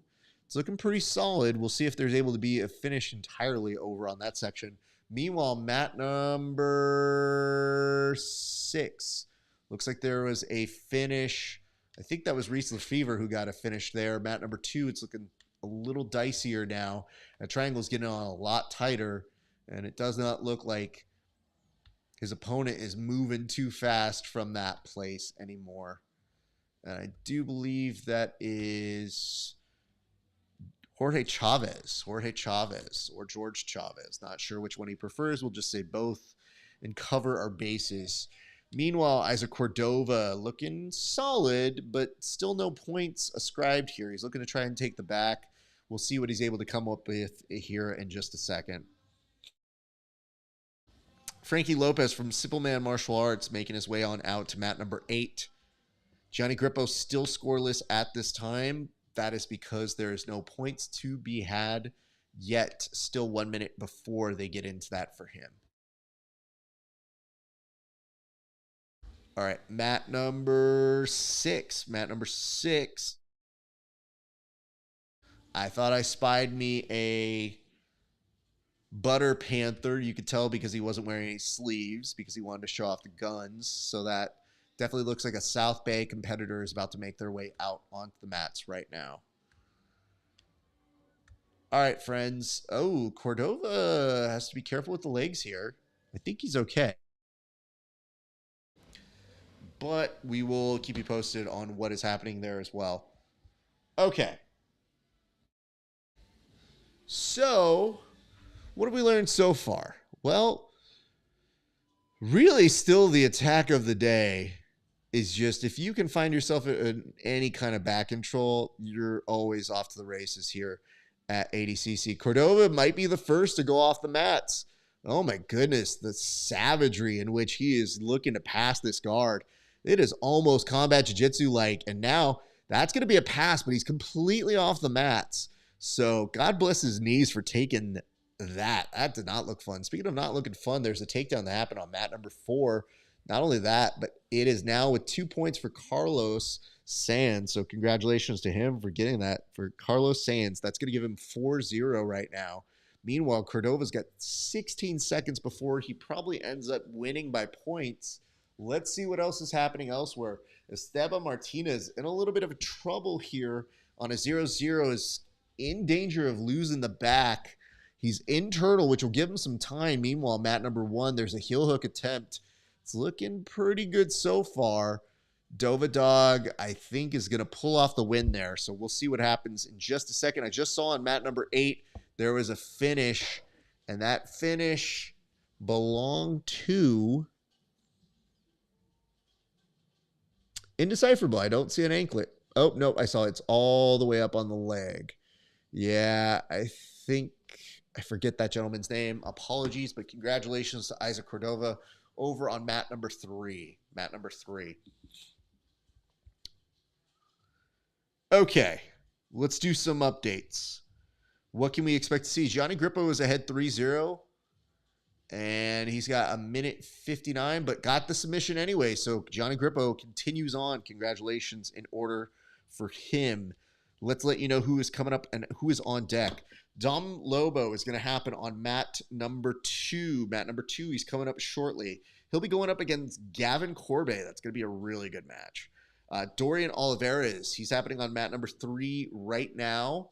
Mat number 3. Mat number 3 for Dorian Alvarez. Kyvan Gonzalez, the UFC BJJ star and TikTok guy. He is coming up on mat number 3. Mat number 3.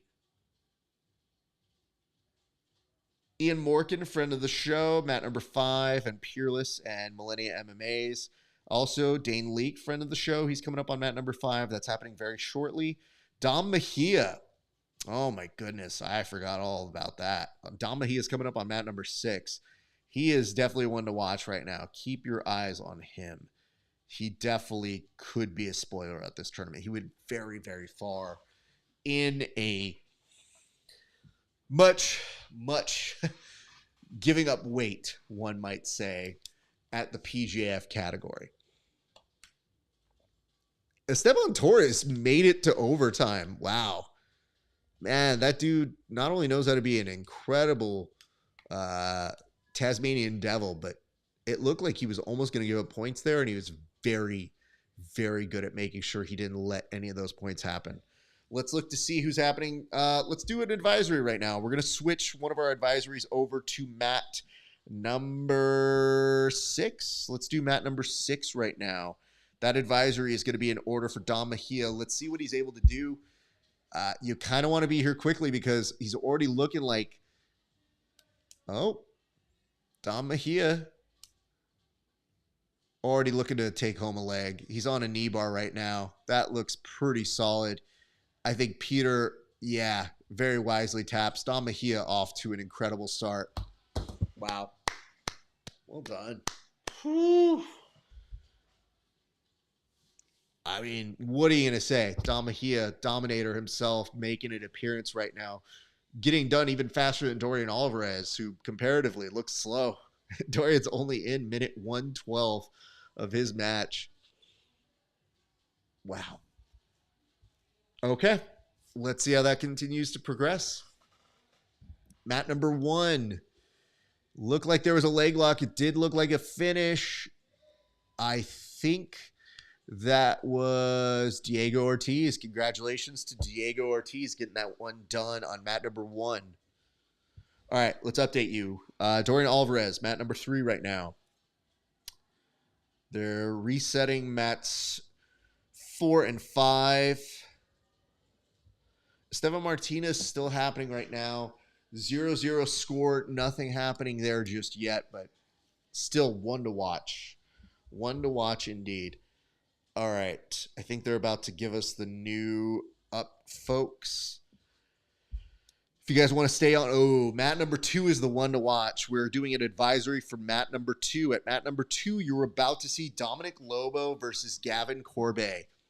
That should be a fire match. We are going to stay on mat number 2. That is our advisory right now. So I hope you guys are enjoying this broadcast of the Grappling Hour, watching along for some ADCC trials, and we're hoping you're having a great day. It has been so far a very solid day of competition, I have to say.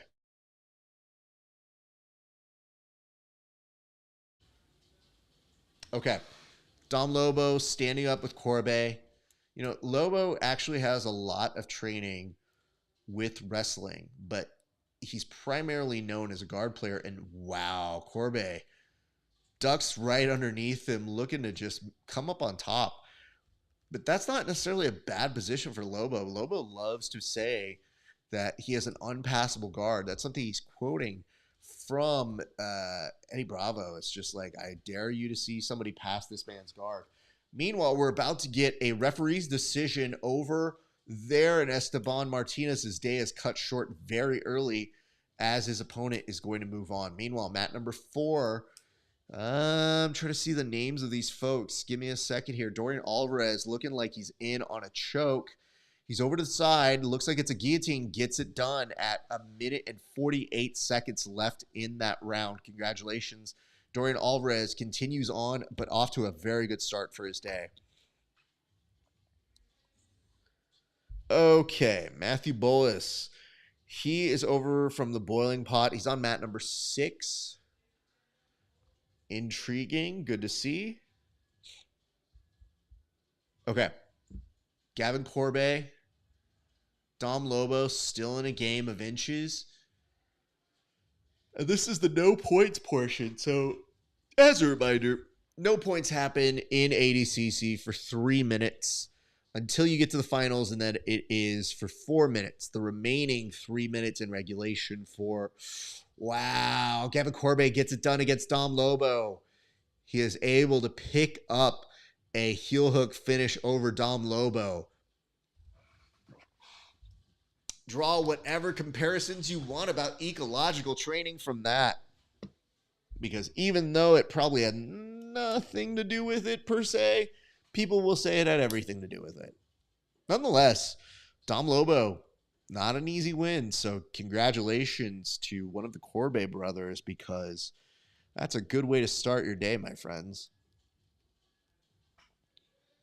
All right. Let's see what updates we have for you guys. I will let you know what is coming up shortly here. Let's go back up top. Andy DeGraff is going to return back on over to mat number 2 in just a second. Kaivan Gonzalez is going to happen on mat number 3 in a second. Fabian Ramirez, Flava Flav, is happening over on mat number 4 shortly. Ian Morkin on mat number 5 shortly, followed by Dane Lake.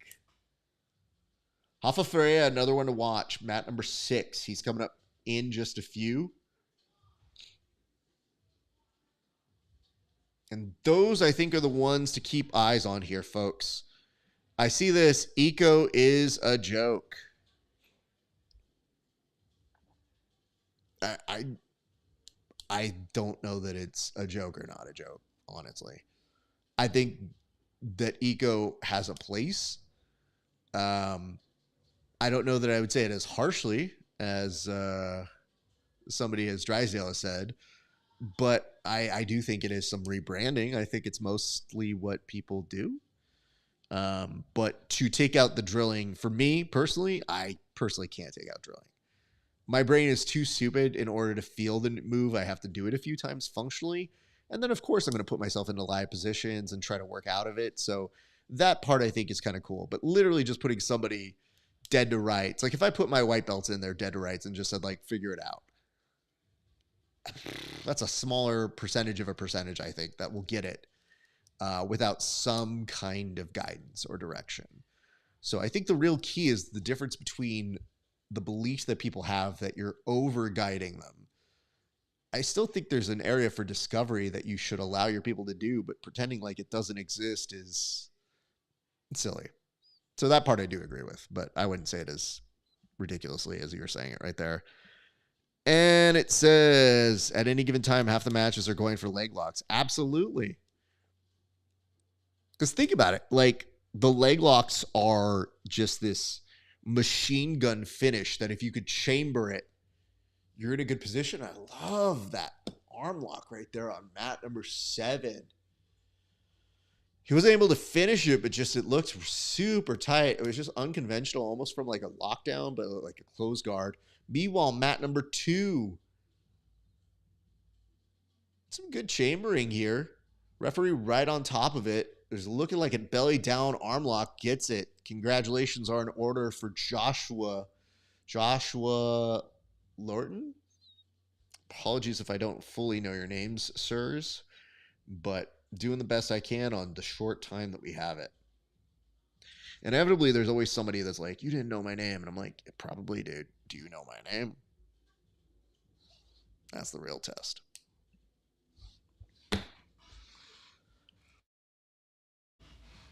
All right.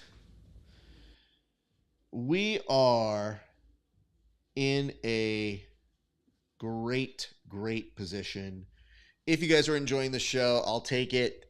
Oh, I just saw a finish over here with Rex and Davis. I believe Rex is the one that ended up getting the finish there. Congratulations are in order for him. All right, friends. Like, comment, subscribes. Those are the ways to show us some love here on this show. It means a lot to me. And you guys are doing incredible things here. Although there is a attempt at a finish. Body triangle, readjustment, does lose it in transition, and a wrestle up and an almost takedown. That was pretty solid there. Good exchanges all the way. Not quite sure what that is in reference to, but I will take it.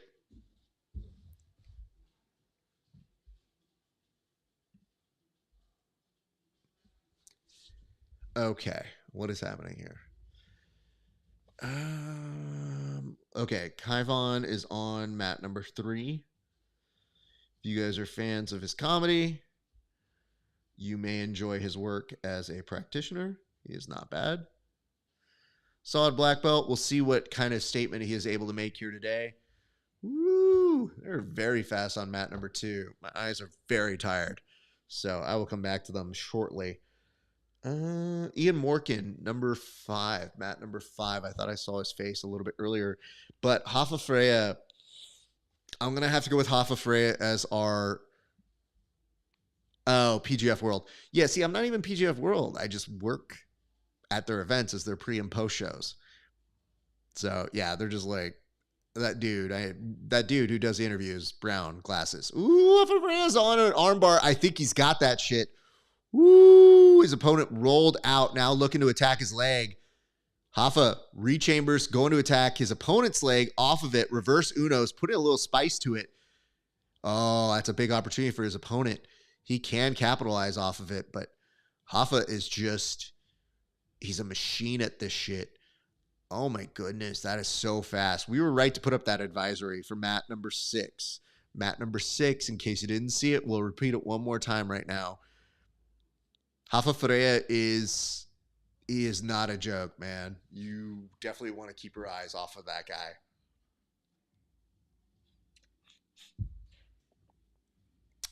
Excuse me. Mat number 8. Looks like there is a almost mount, but a head and arm choke. It's looking pretty good. There is some time to work from here. Rafa Freya in on what I thought was a Darce. Can't tell if it's Anaconda. Sorry, it's just moving very quickly. And he has that locked up. He just probably wants to trap the arm or the leg to feel a little bit more secure, but he has time to work from that and an excellent squeeze that just feels vicious.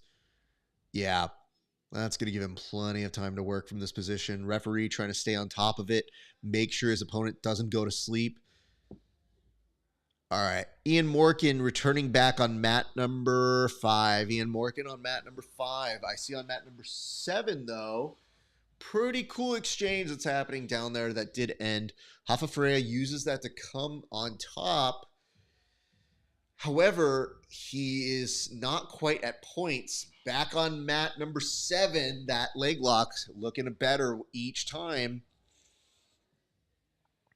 Looks like he's got that. He finishes it, and his opponent looks like he takes a little bit of damage off of that one. Woo! All right, Ian Morkin definitely is one that you want to keep eyes on. That dude is going to be a standout for us always whenever he competes at Subversive. He's very fun to watch. Great aggressive sort of wrestling-based style. Just really, really intense. Does a lot of combat jiu-jitsu matches for us. Just an overall fun, incredible guy to see out there and compete. Rafa now looking to attack the back. I mean, ooh, he's looking to pop out for that arm. Didn't quite get that. 2 minutes and 52 seconds. I think he's going to opt to play some guard here. We will see how that works out for him. Meanwhile, Kayvon is done. Or nope, that match is still going. I think he's looking to pass guard here. We'll come back to that one in a second.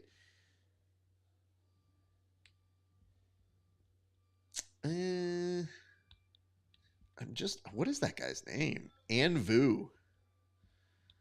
Looks like a incomplete name, honestly. All right. Mat number 8. I see a gentleman trying to finish that heel hook attempt. He's close. Rafa does have 2 points over on mat number 6. They continue to roll. And for a split second, Oh, I think he's got that. Oh, no, his opponent's trying to attack the leg, almost just pushing it out, not clearing the knee line, which just makes me incredibly concerned. But he is now getting the knee out of danger, uses it to spin, tries to take the back. Opponent just going for a shotgun toe hold, doesn't get it. Meanwhile, let's see what else is happening elsewhere. Ian Morgan, I think his match finished. Didn't see what happened there.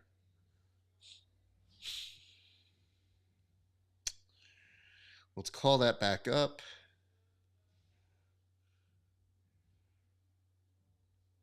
Okay, we'll come back to that in just a second. But Dom Mejia, that was a big one, just in case you missed that. Gavin Corbett also got that one done. Updates to follow on those other matches here just in a second, but I think Rafa Ferreira's probably, he's got a minute left. If he could stay the course, he is going to win by points, but I think he's still trying to get a submission finish here.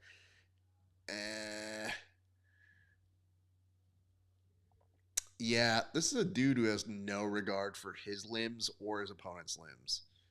Like, I think he's just in the space of one of us has to die. Dane Leake now over on mat number 6. I'm sorry, mat number 5. Mat number 5, Dane Leake.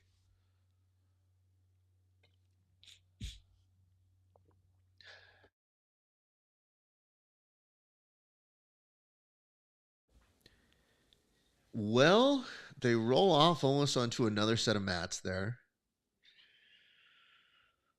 Oh boy, this is so much grappling. Still happening here, folks.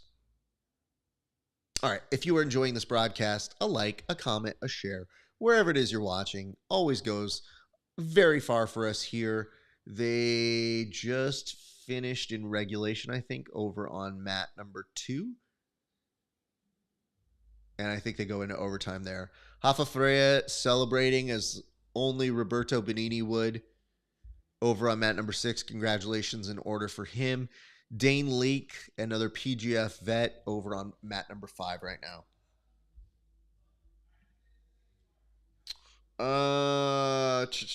What's up, Fight Night Customs? Unk, who are you picking to win the trials? See, this is what a commenter would ask. I'm rooting for whoever is good because I'm going to interview them, you child. Like, I'm rooting for good people to win. Let's put it that way. Because if I say somebody I want to win and somebody else hears that who does win, then they're like, you want to come on your show because you weren't rooting for me. It happens.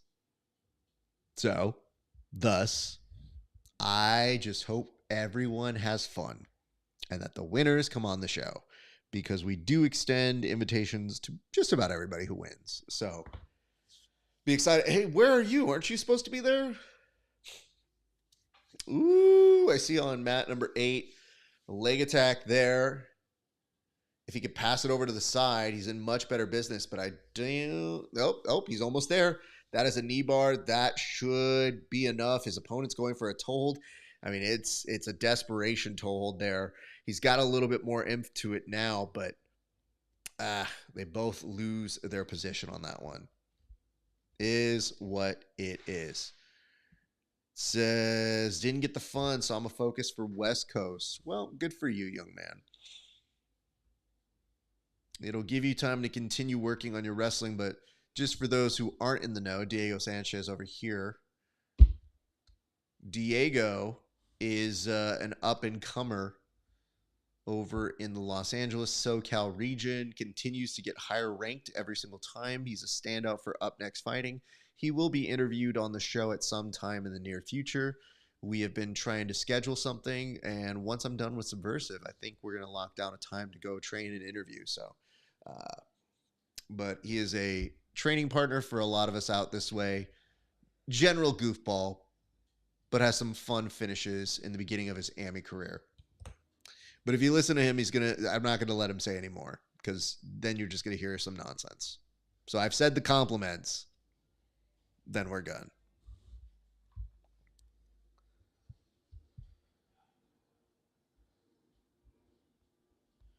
All right, you guys. If you like the show, like, comment, subscribe, wherever it is you are watching. Would appreciate that. Keith Krikorian, Coming up on mat number one. Mat number one. So I'm going to put the advisory out for Keith Kokorian because we love that dude. Kid who is near and dear to us, not only here at Newground, not only here in the world, but just if you're a fan of grappling, you're probably a fan of that young man and his work. He is one of the best people to watch. And it says, I like the fact that ADCC trials, you got unknown dark horses that were in the shadow. Absolutely. It's part of the reason we do this. This whole broadcast is an opportunity to watch en masse a group of people who are all people who probably do well in their own regional scenes, getting an opportunity to get a bigger audience for themselves.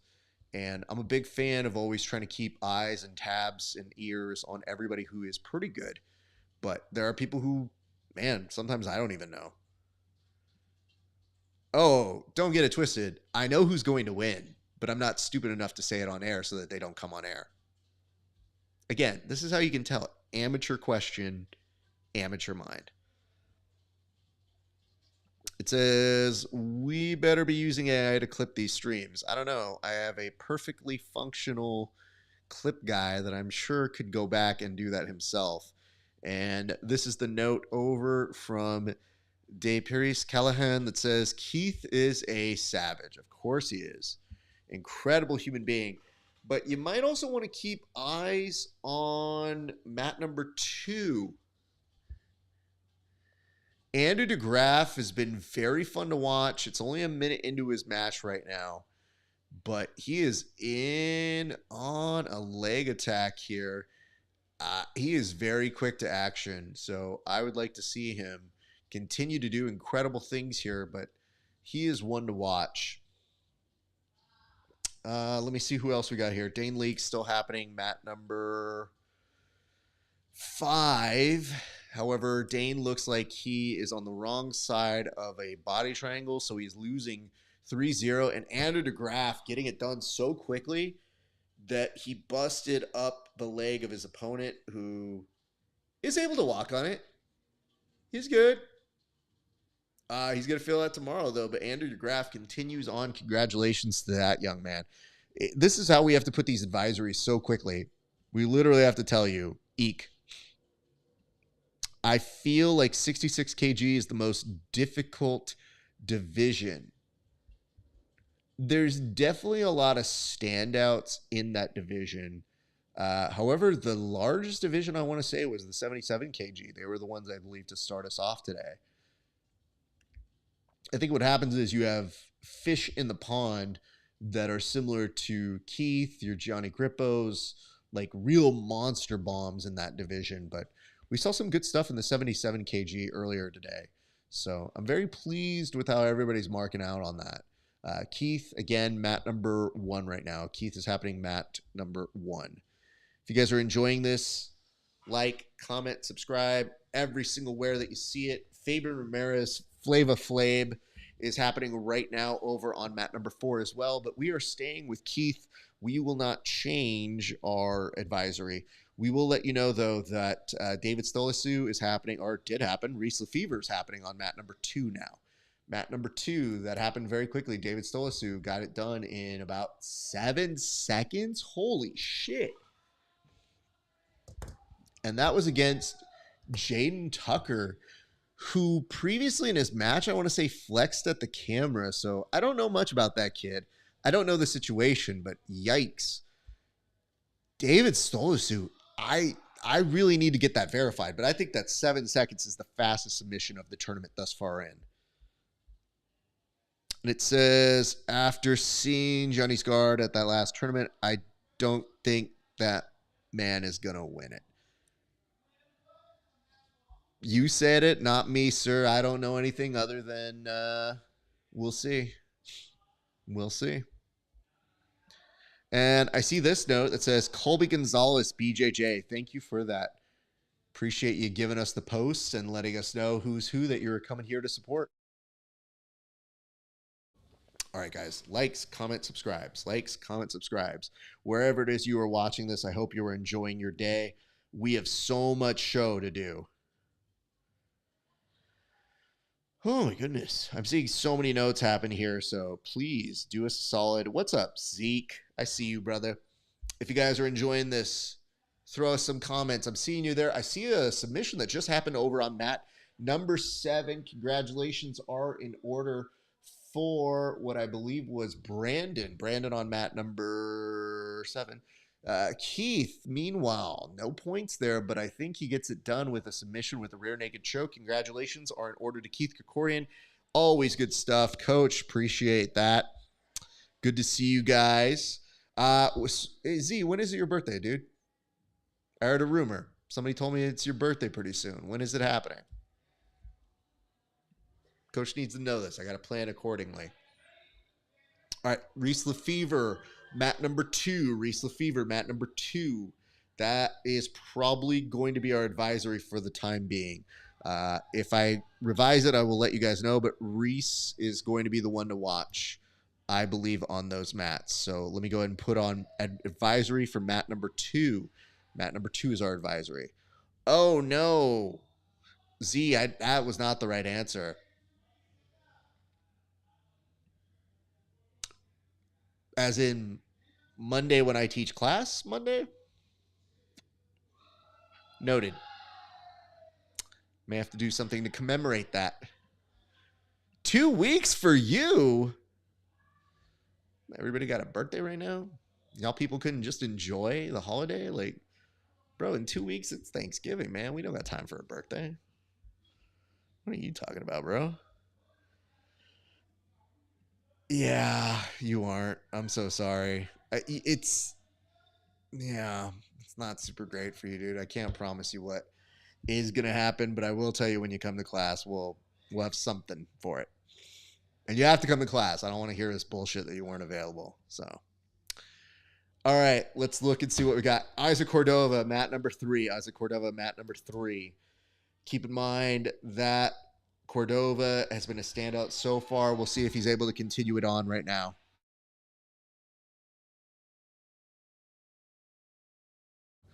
Ooh, I see a leg lock happening on Matt number 2. Reese Lefevre, though. Reese, interesting, is in this weird ass leg lock right now. Just doesn't give a shit. Those are the people who are the scariest in terms of leg locks. Like, they literally get put in a position and they can give a shit if you look like you have any kind of thing on them. So far, so good on that match. We'll come back to it shortly. Oh, I think that was a finish right there. And that is going to be Trevor. Well, no, Reese Lefevre. My apologies. I was like, wait, that's not exactly what happened. It's always funny when it's out of context. Meanwhile, on mat number 8, there's a heel hook. I think he thought that he had the heel hook and there was a tap, kind of let it go. And that is with David Virgil and Lorenzo Santiago. Eek. Good. I am glad to see that, sir. It's a very busy ass day here, people. Oh my goodness. So, just to let you guys know, we have been going for 2 hours, 0 breaks. That's how we do things here at the Grappling Hour. If you're enjoying this, do us a solid, a like, a comment, a subscribe. Tell people to watch this show. Let them know that you're enjoying it wherever you're watching it. I don't really care where it is. But if you haven't subscribed to the Grappling Hour on YouTube, it would mean a lot to me if you could. You can also check us out at patreon.com/grappling hour. We have free memberships, but for just $5, you can see my interviews 30 days before anybody else. And for a few extra dollars, extra bonus content not available anywhere else. But in the meantime, let's talk about who's coming up. We're going to put our advisory on mat number 3 for Isaac Cordova. Our advisory for Matt Cordova, mat number 3. So, why Isaac Cordova? And the bullpen. yes. You, like my social media guys, like, you better follow the bullpen. Yes, we do have an account, an Instagram for the bullpen. However, if they follow us where the money's at, then we have more money, Mike or Brian. So one thing at a time. Take the ones with more money first. And it says, are you sitting on a toilet? Well, I'm glad these are the A+ quality comments that we have here on the show. No, I'm not. But what kind of toilet do you think just kind of like what are we talking about? I have a swivel chair. That's what I have right now. But thank you for the what Willie thinks. Apparently, we've answered that question. Not much. And it says BP is on the Patreon too. No, I know. Congratulations are in order, though, to Julian Espinoza, who got a finish and advances on. Julian Espinoza, a friend of the show. Happy to see him advance. Very pleased to see that result. I think over on mat number 5, Dorian Alvarez got it done very quickly as well. So we'll come back to some more information here, but Isaac Cordova now is about to make it into points. We will update you further there in just a second. Anything crazy happened so far? Not a ton. Oh, that mounted guillotine looked pretty good though. I like as we say that. There's like, well, that was pretty cool. That was over on mat number 6, and that was, I believe, Joey. Don't know his last name. Let's just call him Joey Al. But Egg, what was I about to tell you? I think Reese Lefevre got a submission in 7 seconds. It's either Reese or somebody else. God damn it. It happened so quickly. My apologies. I thought it's one of the Kingsway folks. 7 seconds. That like Dova. Recon kicks butt. Yeah. Dova right now, 0-0, 2:17 to go. Playing from guard. He had a pretty good start to his day, so happy to see him advance. Ooh, like that little shuck that was happening over on mat number 7. Who is that? We'll find out some names here shortly. Let's give some updates. Fabian Ramirez, Flabe, he is continuing on mat number 4. That is still going. Then upcoming here in just a second, we'll give you some updates on who is coming up. And it says Renee should have defended his, or Reese should have defended his 155 PGF title. If you know anything about the boys over at Kingsway, there's always a methodology. There's always a strategy. So I don't think they give a shit. I think they're literally in the space of like, nah, it's this person's turn. Speaking of which, submission happened over on mat number 8. Congratulations to that gentleman. Don't know him. I think it was the dude with the shirt, no shirt on. Congratulations. All right. Who's coming up here in just a second? Let's let you know. Kaivan Gonzalez, he'll be returning on mat number 2. Gavin Corbet returning on mat number 2. Then a little bit later, looks like in a second, we should also see Ian Morgan returning on mat number 5. Dorian Alvarez will return on mat number 5.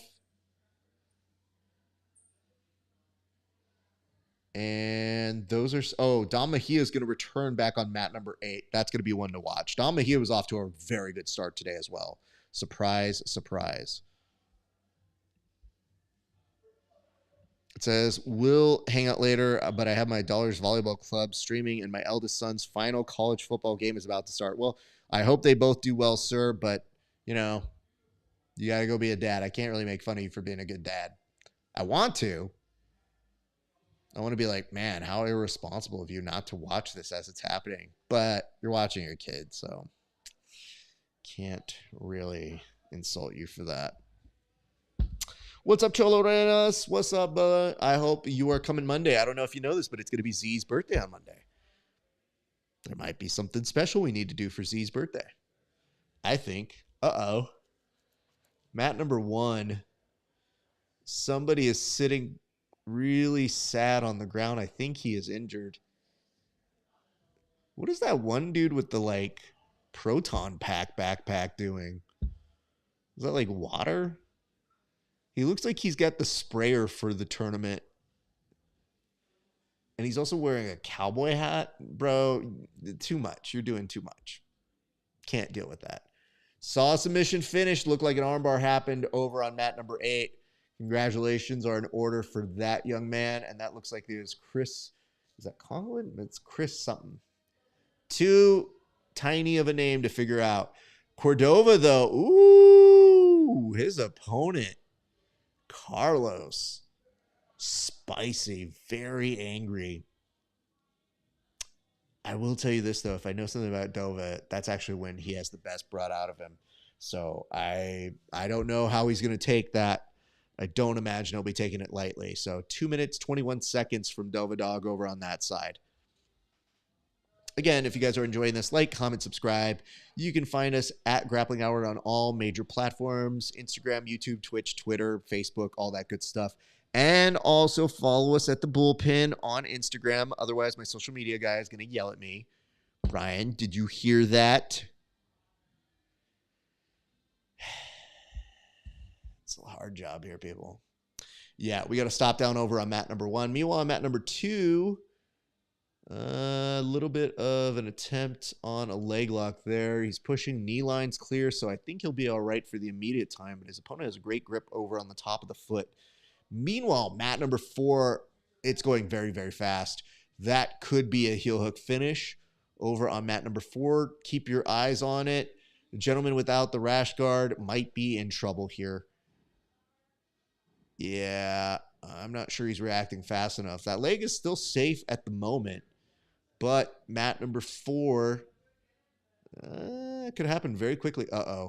Looks like Carlos has a triangle attack on Cordova. Dova's got to actually be very, very careful here. That arm is susceptible. The triangle's in a good play.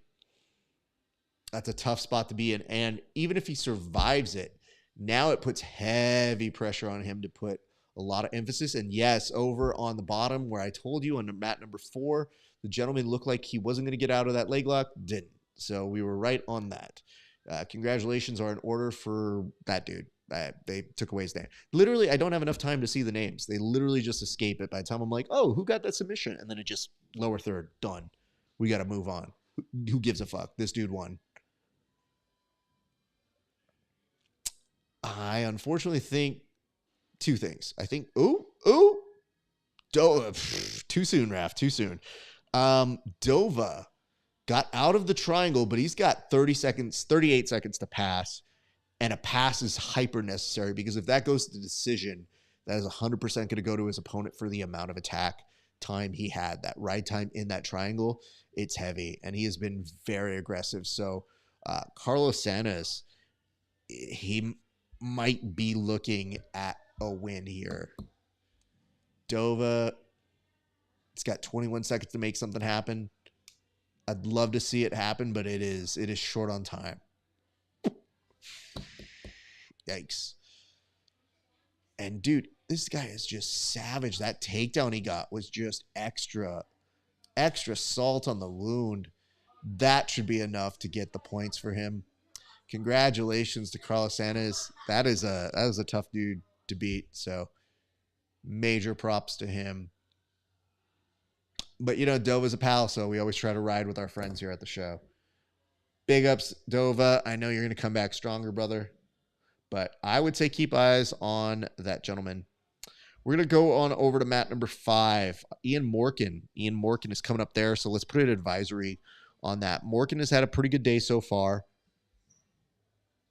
I think you will become fans of his style the more you watch him. He is a subversive standout. I believe he's on our upcoming card that is coming up this week at Friday. I'm executive producing another one of those shows. Very excited to see that happening. But that is on mat number 5. So our advisory for mat number 5 stays on. And that action takes place right now. Okay. Let us see what other comments and questions you guys have for us. Whatever it is you're thinking or feeling, feel free to tell us in the chat. I've seen a lot of friends come through. MMA Tia Elena, thank you very much. Pandex, Fight Night Customs. Rolling and Stoning, I saw you over here. Good for you, brother. Good to see you. JP Since, what's up, man? Oh my God, we have so many friends who've been showing up. What's up, Yanet? Good to see you as well. Lots and lots of friends stopping through on the show this week.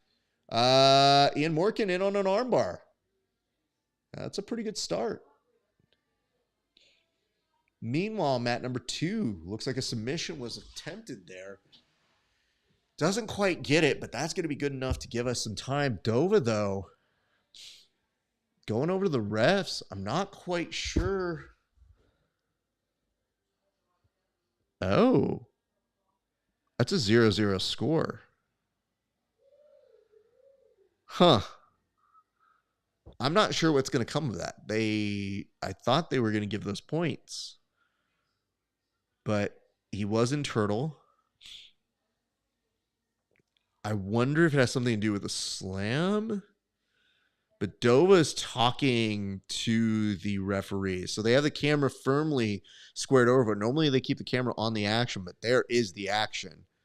So I think Dova is there, and he's got his coach, Andy Belmore, who's trying to give them the footage, and they are going to look to see it. So Dova is pleading his case right now in front of the Supreme Court. Okay. We'll see what happens there, but that's definitely going to hold up the action on that side.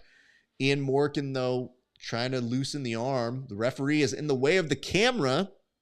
Cool. Love seeing the referee's ass rather than the action. Oh, thumbs up. Yeah, dude, get out of the way. Just remember, we pay this as a service. We would like to see the action. Ian Morgan kind of has like a triangle. It's a little offset. He's attacking the arm, seeing what he can get off of that. And Dova. Eek. Oh, no. For a second, my mat number 2 blipped out. Matt Mash. You know what? Let's do this. Advisory on mat number 1 for Matt Mash. Matt Mash is a beast. We love this kid. Man, you want to keep eyes on him. Okay. I think, yep, Ian Morgan got it done on mat number 5. As we let you know, you want to keep eyes on that one, and we were right to do so. So Carlos Sanas and Isaac Cordova, I think they are coming to a ruling. We're waiting to see the exact signature they have for the finish. Doe is trying to signal his arm up. This is an unusual amount of time that they're spending on that one. Let's let you know. But yeah, Matt Mash, another standout from the combat jiu-jitsu world, from the PGF. When he locks in, he is a scary, scary dude. Right now, he is up against Ryan Bryant.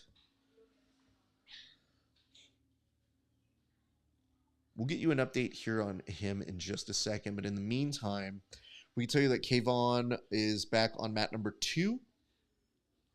Sebastian Sherpa on mat number 3. Dorian Alvarez back on mat number 5. My apologies, that's mat number 5. They have a stop down on mat number 3. So it looks like that is the Doe one that they're waiting on. They just literally stopped updating it, I think, to give them a second. So those are the big updates that we have for you at this time. All right, Dorian Alvarez, they're completely off the mats. At least their initial mat. They went over to another mat on the opposite side. Huh. We need a trials pre-post show.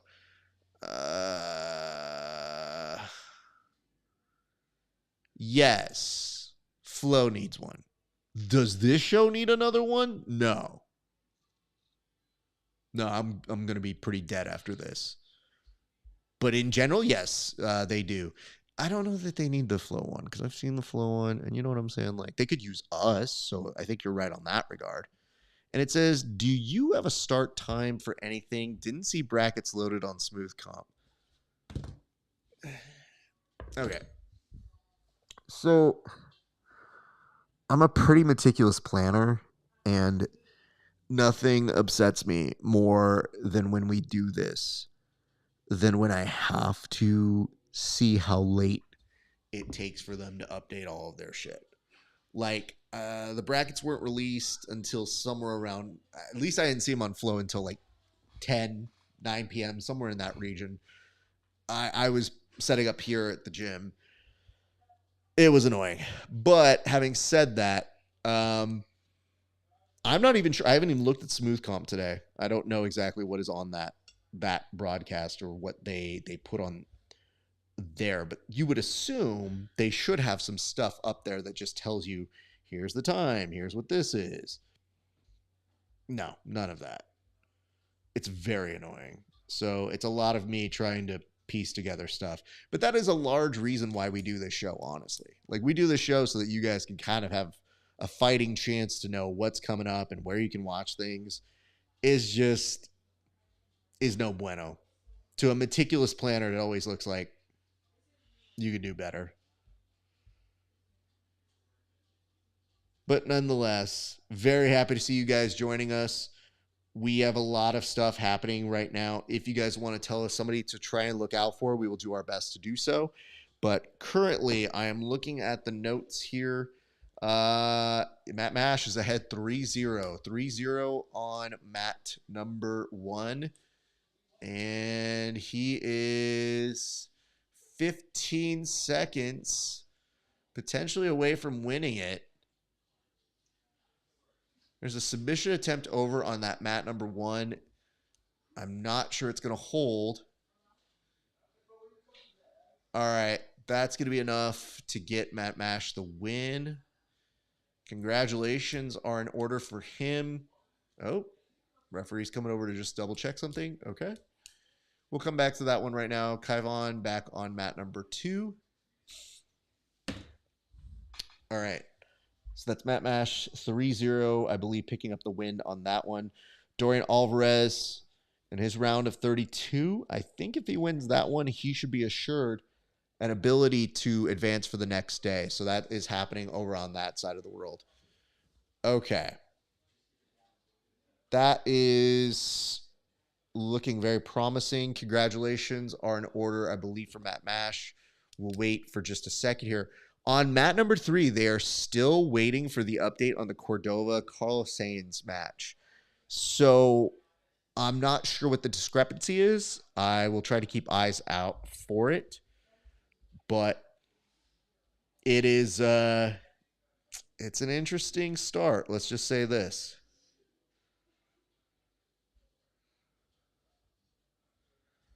All right, folks.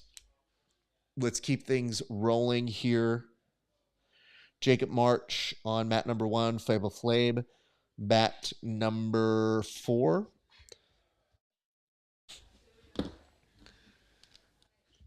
Let's see what else is happening here. Okay, we're about to see, I think, the hand raise. That dude looks the exact same as the dude on mat number 3. Mat number 4 and mat number 3 looks... Oh, nope. Nope. Kid. Ugh. Mat number 1, dude, just did a snot rocket. Didn't need to see that on camera. Gross. Uh-oh. I think the coach, for the gentleman who thought he would beating Isaac Cordova, is expressing some extended hands. So I'm not sure if it's a rule violation, but something seems not clear.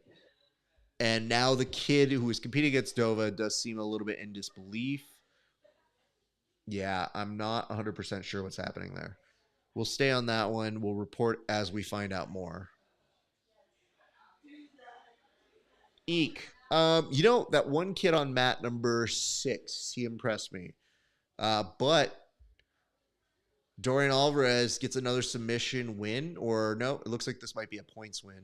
Congratulations to him. Kaivon Gonzalez advances. And it looks like they're going to pull out mat number 3. Nope, still waiting. This is mat number 6. So this is Joey Deal versus James Ortiz from the Simple Man podcast. I'm sorry, the Simple Man Martial Arts. It takes a second to get there. I'm going to look and see what comment I just saw go up. Quick update on Ian Morkins. So far, so good. I believe. I want to say this. I have to double check my work, but I think he has one more to win to advance for tomorrow. But he has won enough to continue on. He should be in the next round. Mat number 1, that is at a crazy knee bar heel hook that is happening. Oh my God. The fact that his opponent didn't tap. Yeah, that's a tap right there. That was Jacob Marsh. Is that Jacob Mash? Does he have a brother? Is that who that is? Good Lord. We'll figure that one out as we go. Let's put our advisory up. Mat number 5, Keith Krikorian on mat number 5. But yeah, Terrell, that is the update on that.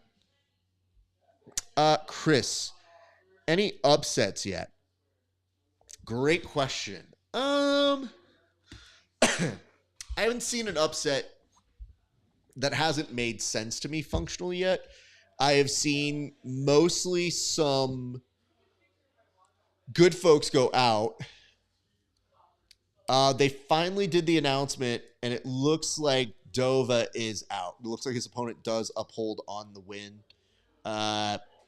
It was an aggressive match. It was hard to follow. I'm not exactly sure what the discrepancy was on the ruling. But again, we're going to put our advisory up for mat number 5 for Keith Krikorian, because anytime Keith Krikorian is on the mats, you will usually find a pretty solid match. So that's mat number 5. That is our current advisory. So with that in mind, I think we may be getting closer to seeing some of the heavier weight classes and the women coming up very shortly. So keep an eye out on that.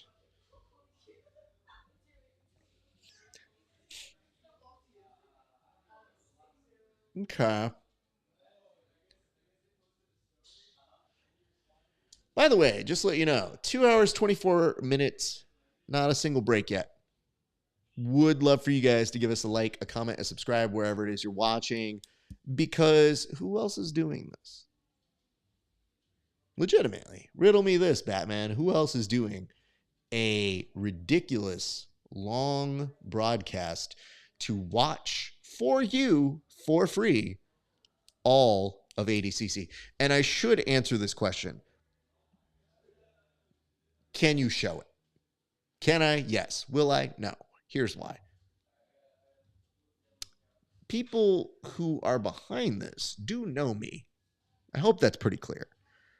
And I'm not going to risk my channel, my friends' channels, to show you what it is. I'm not even going to do the reflective, show you the pay-per-view in my eyes on my glasses sort of a thing. I'm just letting you know. I'm giving you the updates. Congratulations to Gavin Corbet, who advances again off a submission. That's pretty dope to see. Anyway, here's the point of the rant. Don't ask your friends to compromise their channel because you are poor. This is the compromise that we do. This is me saying, hey, let me help you. Let me tell you what's happening so I can save you money so you don't have to buy Flow Grappling. Does look like a submission happened over on mat number 8, and that belongs to, what's that dude's name? Don't know. It's already 2 gone now.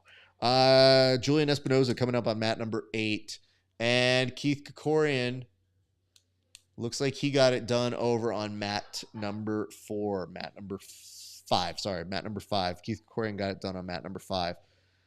So let's go over this. Yeah, Ian Morkin, the last time he got it done by submission. Looking to see some other results. Dom Mejia got it done by submission in his last bout. That was pretty dope. And of course, Julian Espinoza got it done by submission last time too. So it's a lot of results to try and keep tabs on here, but we are doing our best. Let me see. LOL. No lie. That's what I'm saying here, bro.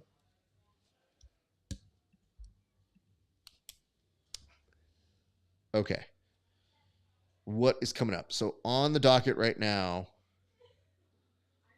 Dom Mejia back on mat number 2. So that's going to be our advisory. Dom Mejia on mat number 2. Dom Mejia, anytime he's on the mat, similar to our friend Keith Krikorian, keep eyes on him. Him and DeGraff are already off to a really good start. Man, I don't even want to see those kids go after each other. Like, you just get a sense of what it is they do when they're training. Looks like Flava Flav is back on mat number 4.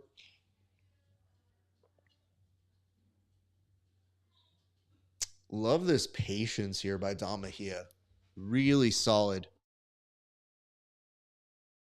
Passing mechanics, already starting to cup that leg. Using the hooks to advance. It's probably going to go, yep, gets mount. No points right yet because we are at 4:30 on the clock. It has to be 3 minutes before points are ascribed. But Dom Mejia is one of those kind of grapplers who almost doesn't even need the points.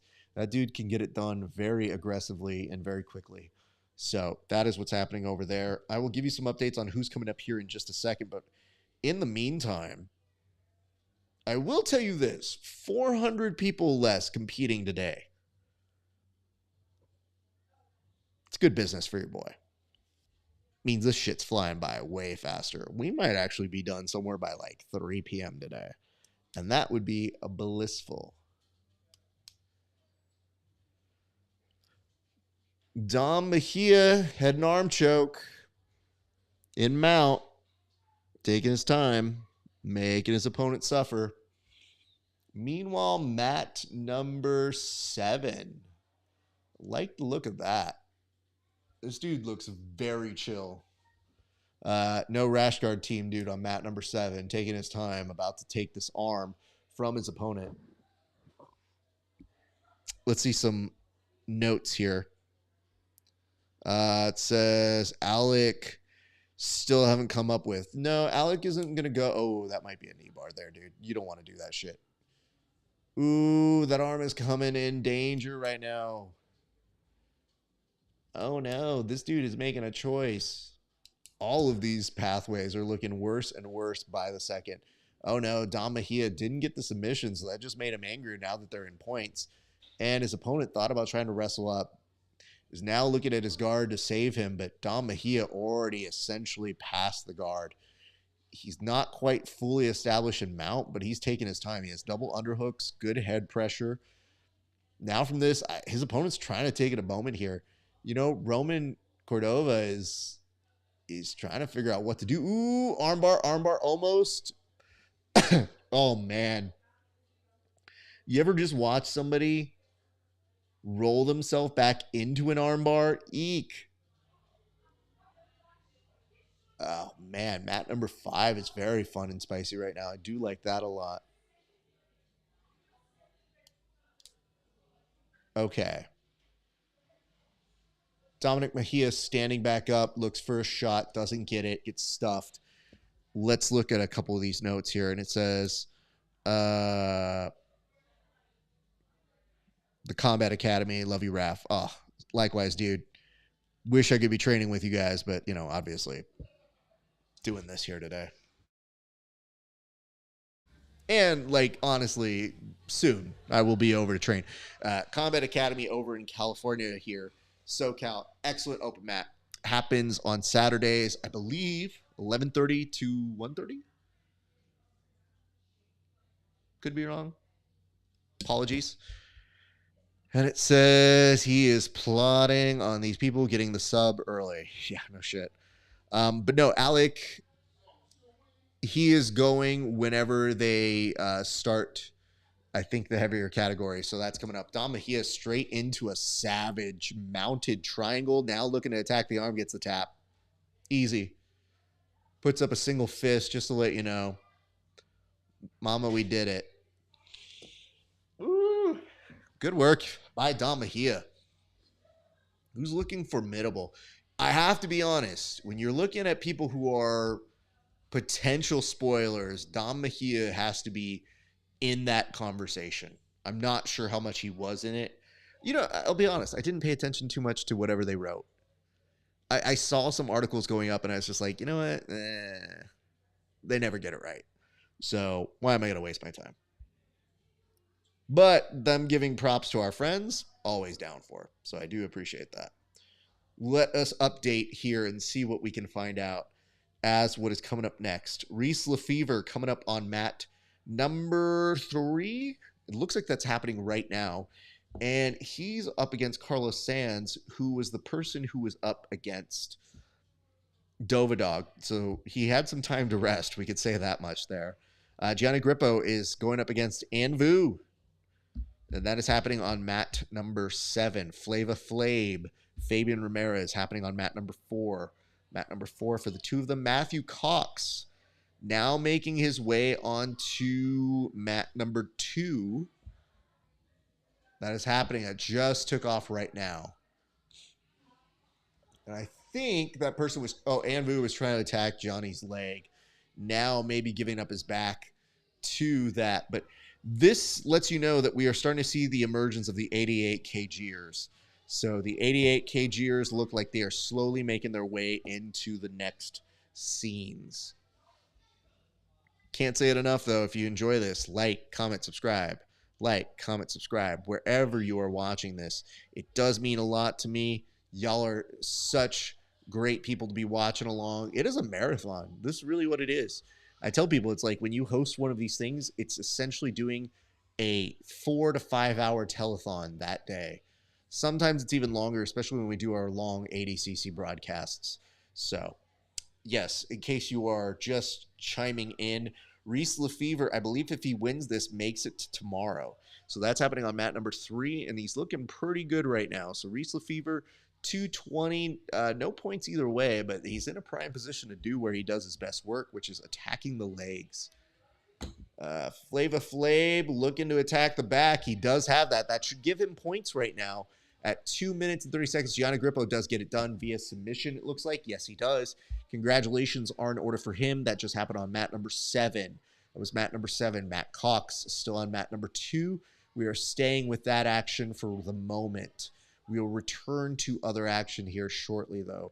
Reese Lefevre has been a big favorite, and Carlos Sanz had a very tough match against Dovadog. Looks very refreshed, though, and very, very ready to take on an incredibly spoilerish person. Rafa Ferreira is about to come up on mat number 4. Mat number 4. Same mat. Ooh. We got color bars over on mat number 6 for whatever reason. Color bars, in case you kids never watched broadcast television in the early days, essentially is just when a cable channel goes, we give up. We don't know what to do. Shit sucks. Well, they also used to test out... I sound like the oldest person in the world. I'm just not going to do it anymore. Having said that, very interesting results thus far in. If you guys are enjoying this, a like, a comment, a subscribe. That's all we ask here. And I mean, if you want to be so nice to go over to our Patreon, you can find us patreon.com/grappling hour. That shit's super dope. And we would love it if you guys play along, go check out our stuff, become Patreon subscribers. That really does mean a lot. And it says, this is nothing like wrestling. I get at least 30 minutes to recover before the next match. Oh, for sure, dude. Yeah. I have been to tournaments where all of a sudden you just see me looking out and going like, am I up again? Uh-oh.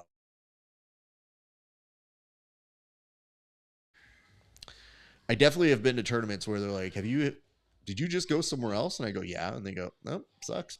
You're up again. I go, oh, okay. Thought you were going to give me time to rest, but just going and killing myself is also a possibility. So thank you for that. Watch along here. Putting that up for people to follow on the Facebook. If you guys are joining us, let us know if you enjoy what you're seeing so far. What has been the match of the day thus far in? I mean, a 7-second submission is still freaking the day topping moment, I think.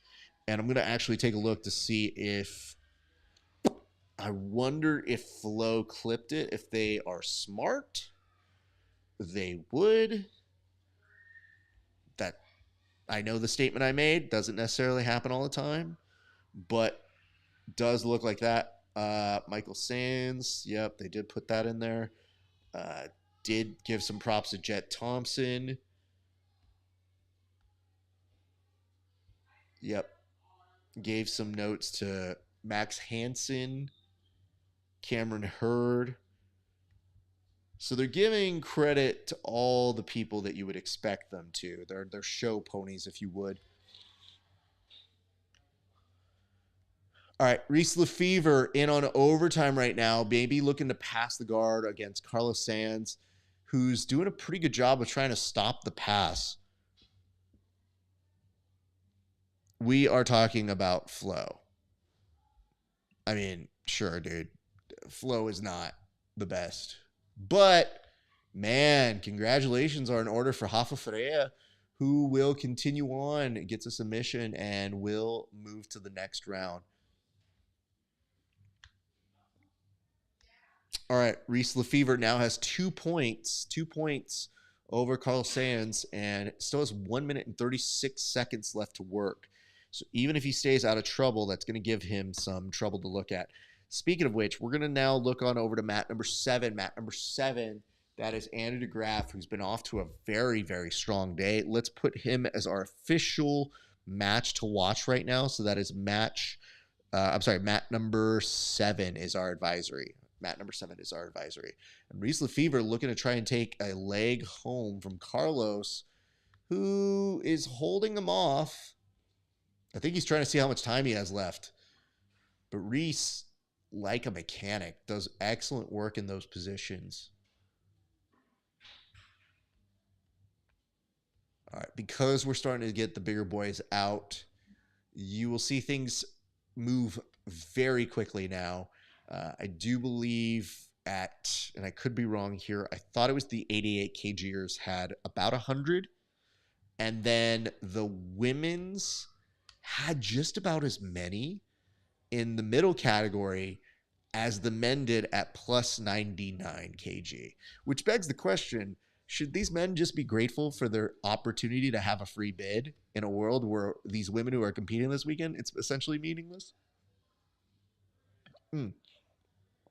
But the important thing to note is there's not enough women competing.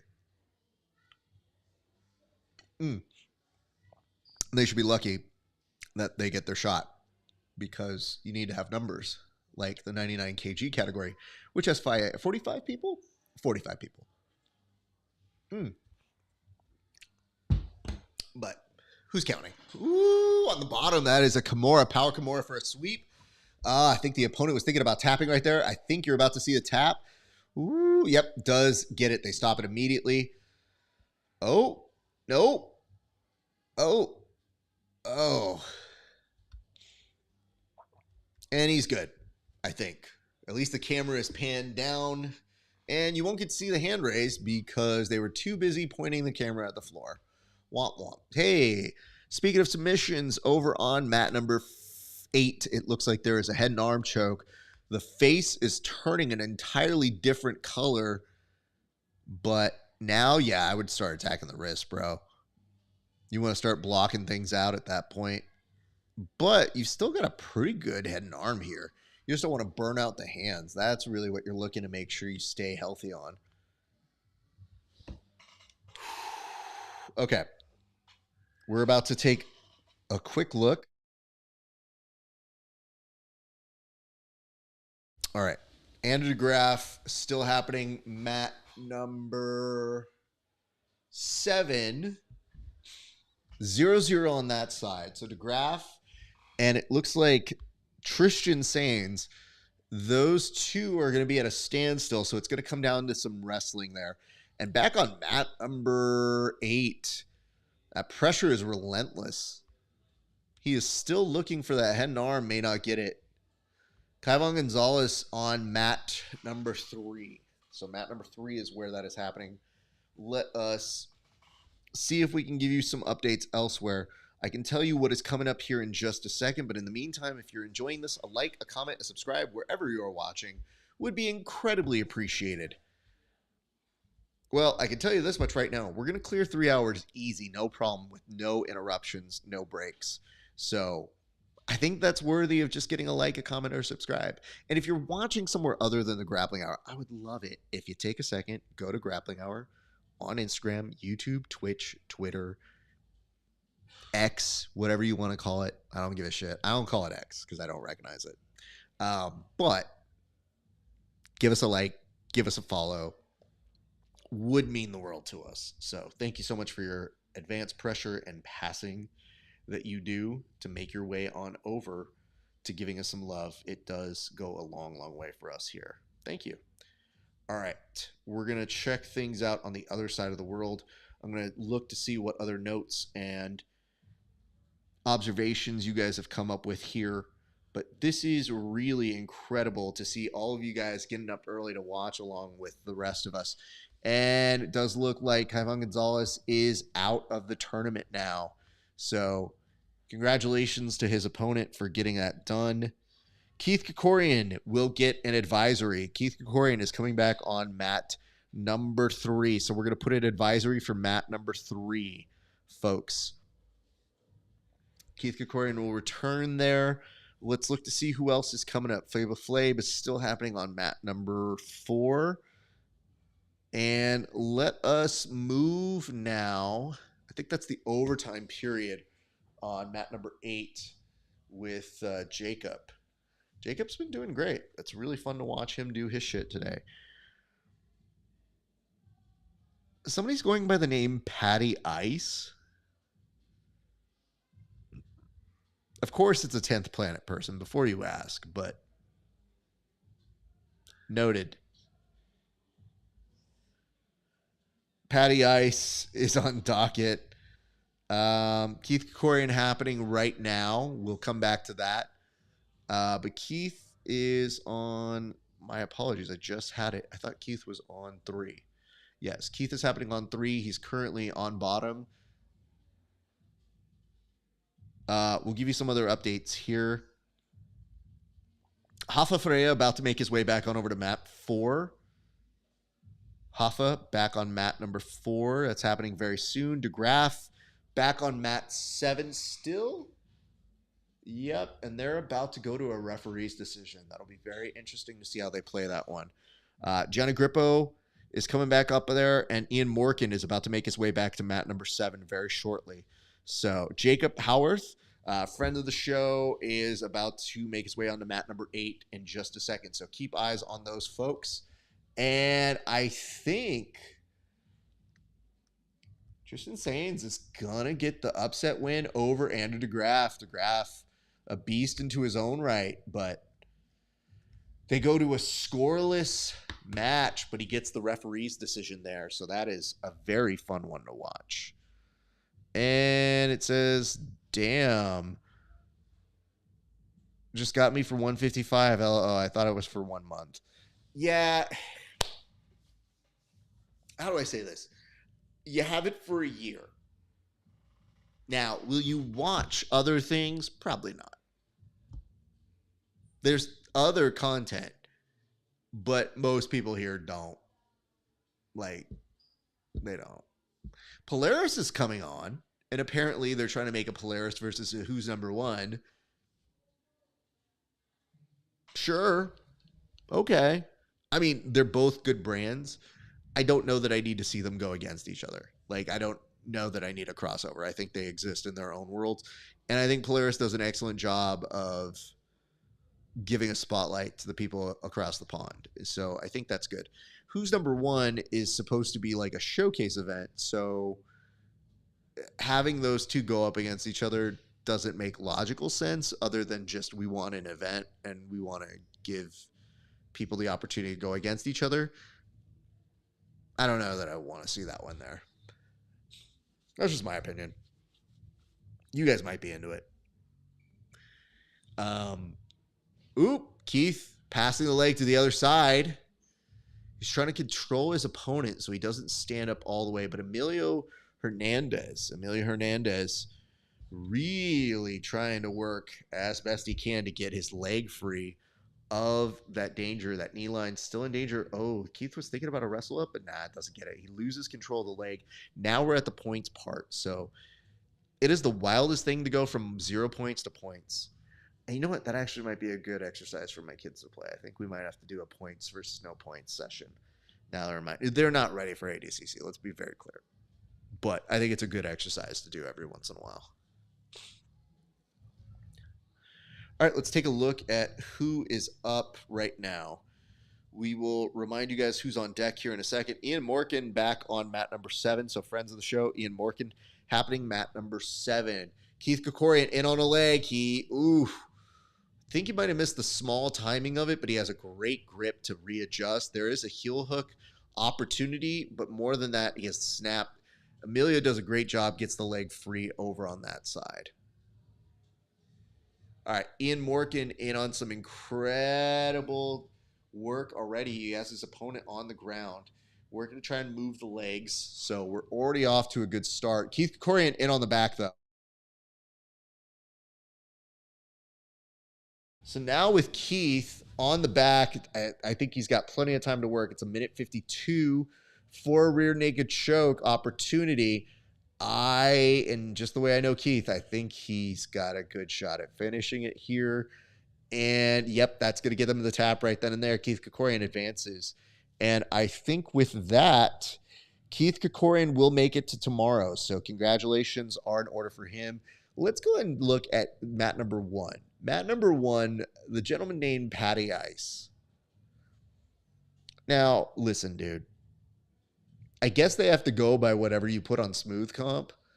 But would you go up to this gentleman and be like, can you show me an ID that says you're Patty Ice? Because don't you need ID to show that you are a citizen here? So wouldn't you need to match? I don't know. I'm asking too many questions. However, Patty Ice might be in on a heel hook. Good question. Lots of spinning happening there. No heel hook on that opportunity. We are just short of 3 hours non-stop talking by yours truly. No breaks, no anything, no performance enhancing steroids to talk on this program. So I think what better way to reward a guy who doesn't shut up and is giving you free results than to like, comment, and subscribe at the Grappling Hour on YouTube, Facebook, Twitch, Twitter. What are the other ones? I keep forgetting what they are at this point. Instagram. So we are reporting here live from New Ground Jiu-Jitsu. Our friends were so kind to let us do a broadcast out of here today, and it has been incredible. I see this. Yes, Bryce, you are correct. Bryce saying Keith with the rear naked choke. That secures him his opportunity to compete tomorrow to do it again. He is already an ADCC Trials champ. Him doing it again would punch his ticket to go back. And speaking of punching his ticket to go back, my screen just blipped on mat number 3. So it looks like mat number 3 went down. Let's hope they revisit that and check that very soon. But does look like they fixed it right now. Morkin in a little bit of danger. That looks like an arm bar. Gets it out, shakes it out accordingly very nicely. 2:21 left to work there. There is 0 points on that particular match. And let me see here. Steroids. Sorry, my English is bad. So wait, you selling?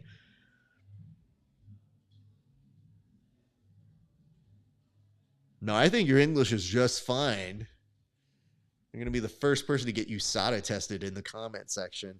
Speaking of which, heel hook opportunity in mat number 2. Looks like that is with Sam Poston and Tyler McKee. And I think if that was Sam that was going in for that leg lock, didn't quite get it. Ian Morkin still going to work here. Minute 20 left to go.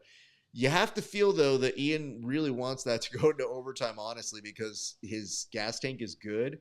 It goes more wrestling-based, so we will see. We will see if that does make its way, but his opponent does have some mission threats from underneath. It's been very fun to see him go to work, and, you know, he's not taking the bait to stand back up with Ian. Ian kind of sidestepping right now. A minute exactly left to go. Looks to start trying to pass off the knees. So there is that. They can test me. I'm going to fail. I'm on TRT, but I need it. You don't say. With your 600-pound bench. Color me shocked here, sir. And from the same system that ELL Romero came through? What? No, not you guys. In any event, Ian Morkin still has about 20 seconds to go. I don't think he has points here, so we'll see how that goes. Not quite sure if Patty Ice got it done, but still the wildest name of the tournament thus far in. But Ian Morkin about to go into overtime, it would appear. Matt Mash, we'll do an advisory here. Matt Mash as the match to watch. Matt Mash is on mat number 4. Him versus Flava Flav. Mash is a savage, though. I love this kid. He, if you ever watch him lose, he doesn't lose in a small way. He loses because he's trying to make something incredible happen. So he's incredibly fun to watch. Flava Flav is, a guy who had a podcast, does have a podcast. I don't know. He did it for like a heartbeat. But, normally with us who do podcasts, you don't think of us as competitors. He's proven himself to be a very good competitor, getting really, really good comp experiencing over the years. And one thing that you have to say about him is he goes out there and he's down to scrap. And this is somebody you're going to scrap with. Like, I don't often allow people to say that jiu-jitsu's a match or a fight. But if you have a match with Matt Mash, it's a fight. So those two boys are scrapping right now. That is on mat number 4. Mat number 4, in case you guys wanted to catch up with what is happening there. I'm going to see here, I think this is going to start rounding out the rest of the 88 kgers. So Ian Morkin and his opponent, Dilio Braithwaite from the Lab Martial Arts, trying to go to work. And I think with these attempts at submissions, Ian Morkin really needs to get a submission attempt or a takedown. He needs to get some points here because I could easily see them giving a decision just based off of those criterion that they have right now. So, with that, Ian Morkin's day maybe coming to a close. But speaking of coming to a close, right now, Matt Mash looking to take the back. He's pretty close here. He just is deficient a hook, and it is time for those points to play an item. And what's great about this is, even if he does that should be enough. I think he should have had that. But meanwhile, back up on the Ian Morkin match. Ian Morkin has 51 seconds to get some points. And it's still, nope, his opponent has 2 points off of that series, which I thought he might. So it says, we came out the same year. Of course you did. And then Kevin Sherry asks, can you show the matches? And you know what's so great? LOL Snapped started the answer for me, which is, Kevin, no, man, you have to pay the $155 or they'll cancel the channel. Exactly. Thank you. And it says, good thing Flow paywalls this niche tourney so we can grow the sport. So, Kevin, I think what you're trying to do is argue some semantics here. I mean, you pay for the UFC, and yes, that is a huge sport, but that is how they make their revenue. In jiu-jitsu, we don't have a TV deal, and I think that is a huge problem. But I think as we continue to grow, I think you're going to see more and more free components happening here. I think you're just complaining because you don't want to pay it. Which is fine, but that's why I'm giving you the free results here. Like, I am trying to give you notes and results and describe things that are happening to you. It's like somebody being like, I'm hungry, and somebody gives you some food. It's like, I'm hungry, and you go, I literally put food in front of you. Nope, I'm hungry. Heard. But anyway, thank you for your interpretation as to how to grow the sport. I really do feel like Flow, for all of its faults, I don't know that this is something you can really fault them on. I think they bought a product, and I think they're entitled to having a distribution with it however they deem fit. And it just said, LOL, I just paid it on accident. I'm pretty pissed about that 155, man. Yeah, I know. Listen, bro, I'm doing my best to give you guys all the results for free 99. Jacob Howarth currently on mat number 8. Think they're about to reset them. Jacob's a friend of the show. I hope he does well. So pulling for that man to do a great day of business here. And Johnny Grippo is back on mat number 7. Mat number 7 there. It says the stream is not worth under 55 to watch a camcorder stream a match, except you couldn't spell it right. Yeah, I hear what you're saying. I don't love some of the aspects of the way that they film it as well. That's fine. But God, it's going to sound like I'm doing a commercial for them. Okay, think about it like this. $155 a month divided by 12. Okay, so it's like what? 13, 14 bucks a month? It's not the end of the world for that kind of quality. It's just we are getting to an age where people are getting a little more scarce with their money. But I do think it is important to support grappling, and I do feel like that is a way to support it. And ooh, on mat number 7, that was a savage armbar for Gianni Grippo. Congratulations in order to him. What I can tell you is this. I think it's going to need to be a mixture of things, but it's not going to come from Flow Grappling. You're going to need to support the sport and show that there is a consumer base that is willing to spend money. Otherwise, the sport won't go anywhere, and it will always be behind a paywall. So you have to continue supporting it in more than just that way. So somebody who complains about paying a certain price for it doesn't make it a very valuable commodity. So you aren't helping the cause either. This is just somebody who works in TV. It's okay. You can explain it to me as you feel. Your stream is good, though. Oh, okay, well, I'm going to stop being mean to you then. That's very nice of you. It says, for a little guy, you're not too bad. I appreciate you. Oh, snap. What did I do to merit being a little... anything, I'm just average size, bro. I'm not... You know what it is? Every time I hear you talking, just because they call you the Cuban Missile Crisis, I'm going to just start doing it in the Yoel Romero voice, which is going to be like, hey, for a little guy, you are not so bad, brother. I appreciate you, bro. And it says, LO, good luck. We have the Moneyberg black belt. Oh, my goodness. Greetings from Argentina. What up, Argentina? Is this one of my good pro wrestling friends out that way? Gabriel. Hey, have you hit any wrestling moves yet? And thank you for the reminder here, Bryce. Appreciate that one. We'll do the advisory on over for Hoffa. That is on mat number 4. And you can tell that Hoffa is at work because he is moving around like an insane human being. Look at how fast he transitions. But yeah, Jacob Howarth back on mat number 8 as well.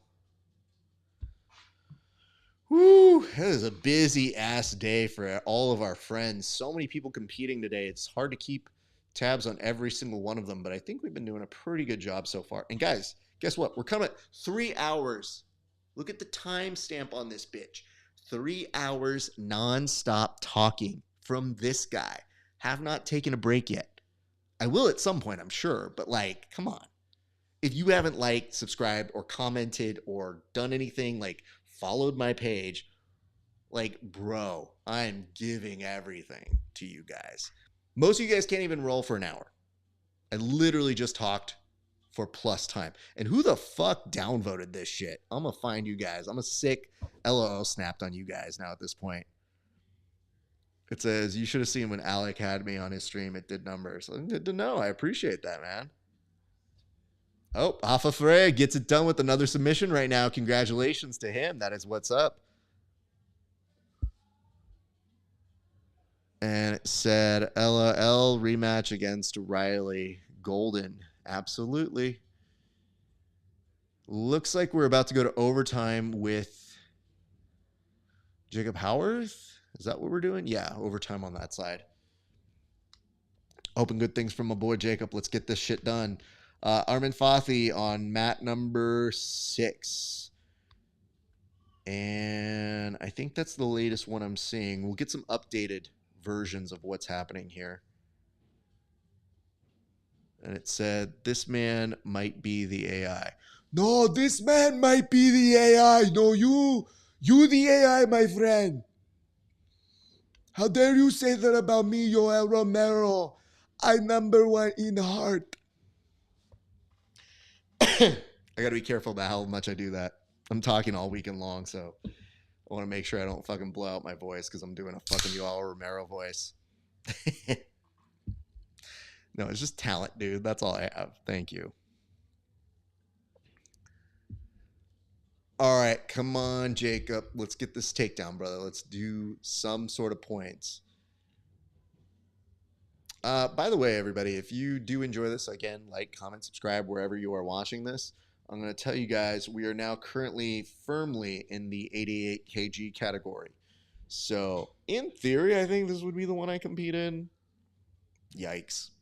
Don't love the thought of that, honestly. And it says, LOL, he sounds like one of us. I'm not bad at impressions, sir. I do a few. That's all.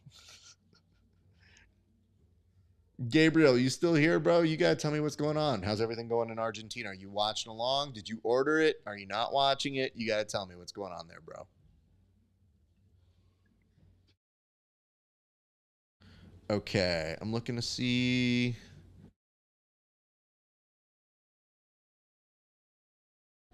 Whose name is Shamos? That is incredibly wild. So good to see. Okay, folks, it is a busy, busy day here at the gym. I'm broadcasting on a new ground jiu-jitsu. My name is Raf Esparza. I host a show called The Grappling Hour. I hope you like this show. We're trying to give you as much bang for the buck. Put the link to your channel. Yeah, bro. Well, I got you. We're going to do two. The first link I'm going to do is to my YouTube channel. And I hope that you guys watch it there. I hope you enjoy that one. And that is going to come from my boy Inside BJJ's.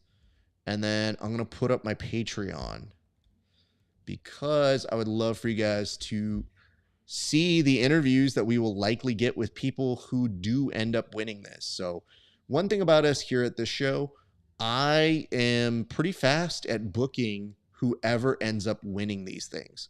And the people who do end up winning end up coming on my show. And speaking of which, woo, I think Jonathan Blank on mat #7. Let's do an advisory for that one. Love seeing that. He popped up on surprised by that to me. I knew he was going to be competing. And again, I got to say this honestly, I was supposed to get updates on who and what was competing. But man, on mat #2, there's a nasty Kimura grip. And once they get into the 88 kg category, it gets really dicey. I do think Jacob eked out a win. We'll find out right now, though. What the hell is a Patreon? Is that a new YouTube? Brother, a Patreon is a member service where people can watch my stuff. Now, I have lots of free component stuff, but it's where I put my interviews, where people can see my interviews 30 days before anybody else. And as I was just mentioning, the people you see win here do tend to come on my show. We do make efforts to book those folks who do end up winning these. And from there, they come on the show. We talk about their matches. We got a mix of new and old people. So sometimes, you know, big names like Gary Tonin or like Keith Kokorian or tons of other people who have been on my show. Craig Jones has been on my show. I mean, we've had a who's who, and we like to pride ourselves on being most everybody's first interview. So what ends up happening is you see them first, and then they go to free for everybody 30 days after the fact. But you'll find out information that other people have already known like a month in advance if you do mine. It's just $5 a month. And I don't know where you're from, so LOL snapped. In Cuban money, I'd like to think it's still $5, but if it's not, you know, I'm worth it, bro. Let's put it this way. You could mess up and still not pay as much as you did for Flow Grappling and enjoy this man. Just saying, bro. This dude does a lot of fun stuff on his show. And it says, come send it. I will sub just to Tiziano Grippo. Ask him about the stalker. I mean, there is that. Where are you watching? I thought I just put it up, so I'm not sure if you saw it in the chat section, but Inside BJJ put it up, and it's patreon.com/grappling hour or youtube.com/grappling hour. Those are the two places you can catch most of my stuff. And I'm also on Instagram at grappling hour as well. For sure.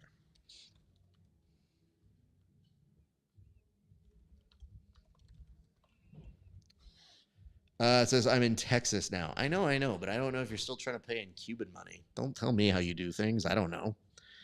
Okay, let's see who else is going on. David Garmo is on mat number 3. Friend of the show, David Garmo is on mat number 3. Armin Fothi is on mat number 6. And Jonathan Blank is still happening on mat number 7. Mat number 7. And it looks like Blank is ahead 3-0. So he's still got a few minutes left to go before things get a little bit dicier. But Garmo on mat number 3 looking pretty good right now, honestly.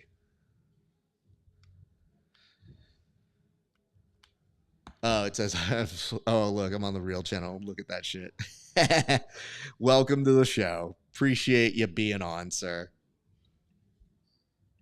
Yeah, it's confusing. I don't know where everybody finds us, so I just always like to tell people, always subscribe to my stuff. Ooh, that is a footlock that is happening. Straight footlock. It's a little high on mat number 1, but it could be a real finish there.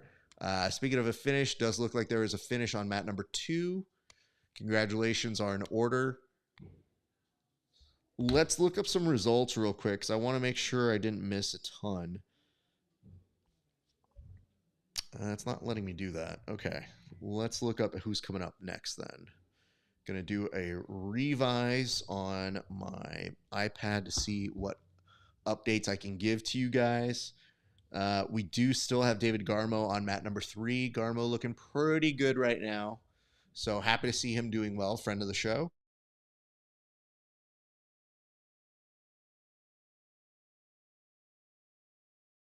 Love seeing this. Nathan Haddad is going to be on mat number 7. Nathan is a beast. Good friend. Love seeing him return back to form. And I think we're about to see him go to work. Again, mat number 7.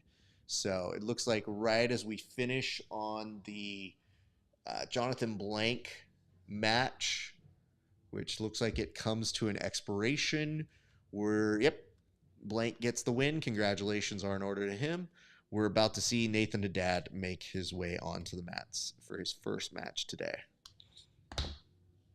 Okay. So let's see who's coming up on these mats very shortly. Patty Ice is going to make his return on mat number 1. David Garmo's there right now. William Porter will be up there shortly in a second. Then you've also got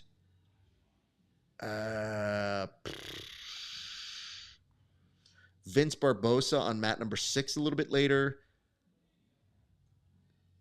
Steve Joachim is on mat number 7 shortly.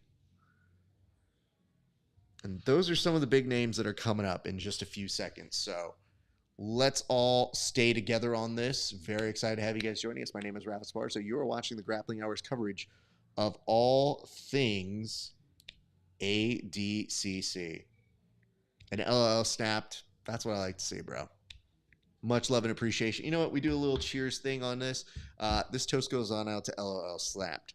LOL snapped. A lot of you don't know something about him, which is this man came from Cuban. He's known as the Cuban Missile Crisis. But really, he hasn't been too much of a crisis in this chat. He's been nothing but a compliment and a true gent, even though I'm not rolling with him because, let's be honest, he trains with Roberto Jimenez. Well, like, what am I going to have for you, bro? And let's be honest, don't call me short. You know what I'm saying? Like, other people are actually short. Nonetheless, got much love for you, LOL Snap. Thank you for joining, and thank you for becoming a member of the Patreon. It means a lot to me, my man. Cheers to you.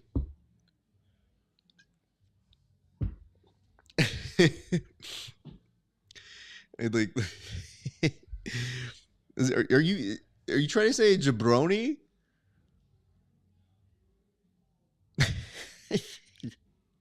We have to go over some colloquial spellings here in a second here, sir. But I mean, you knowing a different language, I can't make fun of you too much.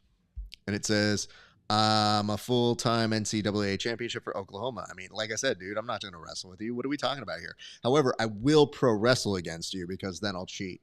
Like, if we live in a world in pro wrestling where Rey Mysterio could beat the Big Show, I can beat you in pro wrestling. But not this NCAA bullshit. That's not going to work. See, I'm going to teach you, we have to teach you how to spell jabroni. It's a really important word that you got to know. All right, friends, let's see who's coming up right now. I think this is about to update. So, Gerard James. That is mat number 4. You definitely want to watch him. But Nathan Haddad still has our love and support, so we're going to give him the nod here first. Nathan Haddad, beast, good guy, and looks like he's in decent shape up top on that very first mat. So hopefully things are continuing to go well for him in that region. We're going to stay with this for the time being. And we hope that you guys are enjoying your day here with us at the Grappling Hour. We've been having a blast thus far in. This has been one of the funnest days that we've had. We always love doing these long broadcasts because it gives us an opportunity to meet new people, to have some yucks, watch a lot of our friends do dope shit. For example, Nathan Haddad looking in on this Kimura from up top. He's trying to isolate the arm. His leg he's keeping inside of half guard, but now thinking about a straight arm lock. He's holding it in place. I mean, Nathan is a beast. If you are familiar with this game, this man is very underrated as a grappler, and I love seeing him get his due. We will see how he responds to today's big task at hand. But Gerard James already looking to put heavy pressure with just 1 minute in. Look at the way he's stuffing this knee. Beautiful knee staple there. That's happening on mat number 4. Nathan Haddad now looking to try and make that Kimura even more punishable. And over on mat number 8, we have an ADCC style guy with no rash guard going on right now. And I see this, the fake wrestling. I mean, it's the real wrestling if we think about it. You just use the word jabroni. You can't call it fake. It's seeped its way into the real world. Ooh, Gerard James just kind of gets bucked down a little bit on the sweep. His opponent might have just had a great wrestle-up opportunity. You won't find too many of those against Gerard. And he's back to work. I would have tried to hit that sweep with literally everything in me. And it says he's doing pretty good, yes. And it says he does fat people jiu-jitsu, man. I like it for such a little guy. It's so funny. Ooh, that Kimura is in for Nathan Haddad, who gets the finish. Speaking of getting a finish on mat number 8, that was a finish for, it looks like, Matt Control? Yes, Matt Control with the win over there. So congratulations to those boys. Okay. We are staying with this action. Lots of very cool matches still ahead right now. Gerard James is probably the one you want to keep your eyes on. That's on mat number 4. Mat number 4, they're about to get into points. Ooh, but there is a heel hook on mat number 1 with Chuck O'Neal and Gary Rayburn. Gerard James kind of in some trouble here. The leg was under duress, but finds his way out pretty effortlessly, so kudos to him. Okay. Lots of action still to come. We're going to give you some updates of some folks that are about to make their way in here. Patty Ice makes his return to mat number 1, quickly followed by Quentin Rosenzweig, friend of the show, who's coming up. Jacob Howarth, versus Sean Yadamarco. Oh, my God. That's going to be a great match. Sean is a savage. Love to see that pairing. Don't love that it's both of our friends who have to go to against each other so early, but it is what it is. And can tell you this, LO Snapped. Gird your loins on mat number 5 in 2 bouts. You got Alec Balding making his debut for today's broadcast. Then a little bit later on mat number 6, Vince Barbosa is going to be making an appearance, followed by Las Vegas's very own 10th Planet standout Nick Ortiz, who I really like. Incredible speed and savagery on his side. Meanwhile, mat number 7, you got Steve Joachim coming up, followed by Nathan Haddad again, who doesn't get much time off on that side.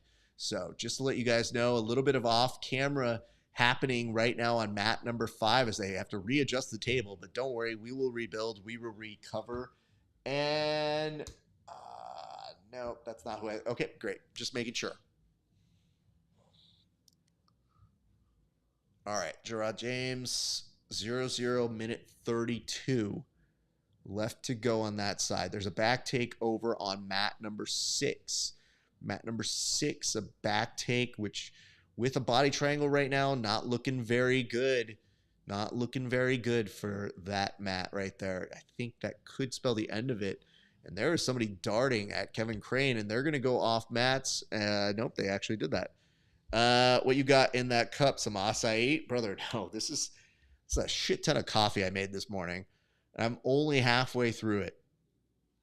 I literally made 2 sets of coffee and put it into the cup because I knew how long I'd be here today. And I knew I needed, like, dude, when we have to wake up and I'm getting up at like 5:45, 6 a.m. to do this broadcast, I'm like, nope, gonna need some energy. It's gonna be a long ass day, y'all.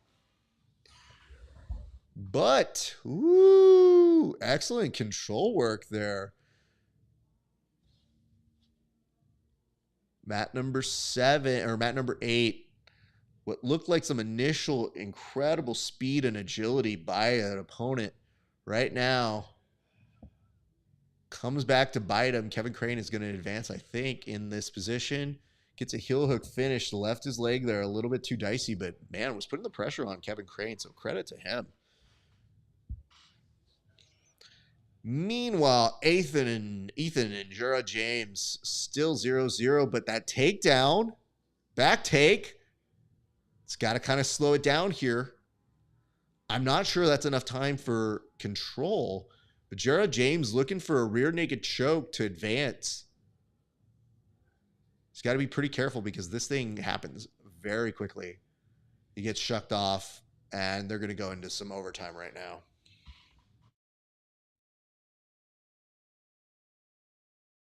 All right. We're looking at Vince Barbosa, who's coming up right now from Simple Man Martial Arts. That's going to happen on mat number 6. So he's coming up. Let us look and see if there's anybody else who's been added to the prize pool. But there's a lot of stuff still to come, you guys. And it says, let me see what I'm reading here from you. It's a note that says they're plotting on Nathan. They put him out without giving him a break. Dude, that's how fast it goes, man. Especially in these weight classes where there's less and less people, it's fast turnaround times. It's a nice cup. Well, thank you. My wife got it. She got out. She's a big like, ooh, it's Starbucks cup time. I'm gonna get a new Starbucks cup, and I'm like, whatever. I don't give a shit. I would have kept it in the Grappling Hour cup that I have because I have a nice little mug that we have sold in the past. I don't know if we'll continue to sell. We'll see. But actually, I think it is available on Shopify. Anyway, nonetheless, I have a mug, but I'm like, dude, I can't drive around with the coffee in the mug. And if I'm going to spill it, or if I'm going to just put it in here and then spill it into the mug, it's just too much extra work. I'm just going to bring this. So far, so good. Anyway, reminder to you guys, a like, a comment, a share, wherever you're watching this would be incredibly appreciated. Very much goes a long way for us. And, you know, it's near and dear to my heart. Makes me feel love. Just saying. It's so nice if you guys could do it. I mean, it's cool if you can. But yeah, it's super dope if you guys are able to do that. Now, let's look to see what new developments have taken place here. Gerard James, Ethan, down to the last minute 56 in overtime now. Not much happening in that other mat there, so we'll go ahead and stay off of those for the time being. But Some passing happening over on mat number 8. And it says, see the people who wear these glasses here are all just sneaky jiu-jitsu people. They do little wrist lock and stuff. Yeah, dude, because it works. I like to tell people, I'm like, bro, I'm just trying to go home sooner. I'm not here to just, be here forever. Oh, God, Mo's out here trying to tell them exactly what the positioning was. Mo has all of his attentions put on this Ethan Wagner and Jared James match. That's a toe hold that's not bad. Takes it to try to attack the leg. It's 1:50. Passes it over to the other side. That's a heel hook there. That's going to be, I think, a tap for... No tap. Oh, God, he just launched his fucking opponent off like that. So it says... Send the link. We'll buy one to support. I don't drink coffee, but I'll use it for juice or something. I mean, bro, juice? Yeah, absolutely. Let me go ahead and get that out for you. Thank you, sir. I appreciate that. It's so funny because sometimes I'm like, do I have that still in the store? Grappling Hour mug. Let's find out.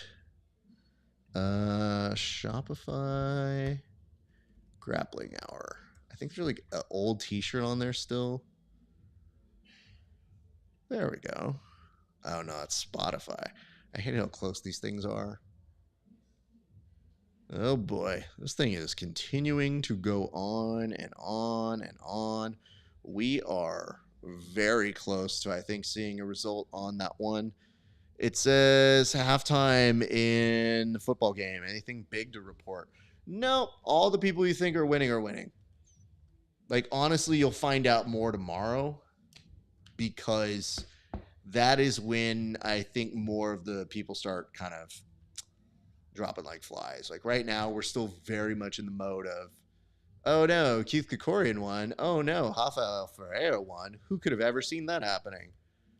But yeah, I haven't seen one major upset yet. Honestly, the biggest upset so far has to be like Andrew DeGraff, and I see Steve Joachim, Captain America, on mat number 7, who's just throwing up the guns right now.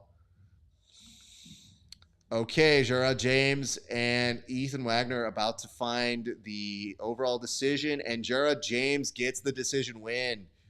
Little bit of a disappointment there for Ethan Wagner. I think that one definitely tested him here today, but congratulations are in order for him. Steve Joachim wearing that arm brace. Wonder if that's indicative of him being what does Diva win? I don't know what that means. Dova did not win. And it says, see, I told you he's a wrist locker. I told you it's the glasses, man. I'm never wrong about these things. That's very funny.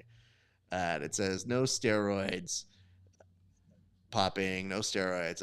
I'm natural other than the TRT I just started taking. That's because my levels were 260 when they did my test. Well, maybe you should have studied more. Oh, God. Who the hell was that on mat number 8? That dude was literally just pushing that head down in a very aggressive manner. Oh, my God. Neck would never recover from that, and it looks like he gets what he wants because that is a tap. Wow. That was impressive.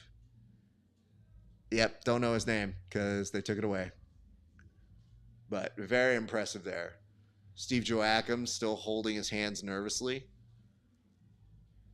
waiting for somebody to come play with him.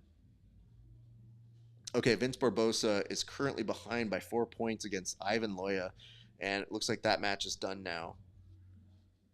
Right now, they are fighting Scrub. Oh, Joachim gets a walkover. His first opponent not there right now. All right, I get it. And it says, LOL at studying more for the T-test. I'm just saying, bro. Can tell a student who studies and one who doesn't. You know what I'm saying? All right. I thought at this point we're supposed to see Jacob Howarth Did I just miss that one? Oh, that's going to piss me off. All right, well, Nathan Haddad is back on mat number 7. That fucking sucks. Ugh. All right, let me pull that up. Jacob Howarth.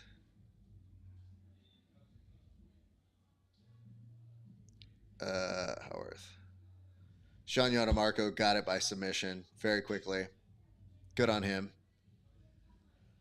I knew it was going to be a rough match to watch. And then Joe doubling down on the joke. Absolutely. Only a coward would. Mat 5, rear naked choke attempt there. It's looking pretty good. No rash guard ADCC style. Looking pretty solid. And I think that is Avery Brooks, who's going to be working very closely for the next 4.5 minutes on a submission from the back. Working to cinch that up, and he's got plenty of time to do so. Nathan Haddad taking on Roy Jimenez. So that's what's going on right now. Plus, our good friend Nick Ortiz on mat number 6. Nick Ortiz, mat number 6. And I think he's in on a head and arm choke. Versus Calvin. So let's see what happens here. But I really do feel like he's got a pretty good start with 4 minutes, 57 seconds left to go there. That's a lot of time to work. Our friend Jonathan Blank is now on mat number 1. Looks like Patty Ice is happening over on mat number 1 for our time, but they're going to reset, and we'll see that happen. Saw a finish happen over on mat number 4. We'll get more information on that one here in a second. But Jonathan Blank against Gabriel Tallet. Yeah, Avery Brooks with time to work there. Plenty of time to work. Okay. Okay, back to football. Good luck to all the PGF vets. Yes. It's very funny. I mean, he's not wrong. When you do the PGF, it becomes kind of like a fraternity. So you are really much rooting for all of those folks to do well. It just is reminiscent of when Issa Rae was just like, I'm rooting for everybody who's black. They just left it at that. It's like, that's the version of that, but just PGF. I'm rooting for everybody in the PGF. Cutting all that weight in a week and a half killed my testosterone. Damn, that sucks. And it says, damn, did Alec get smoked? That is a great question because I have been trying to keep eyes for him and I know I missed him. Well, he had a bye the first round. So they're waiting for bout 464. And he's against Douglas Schmidt.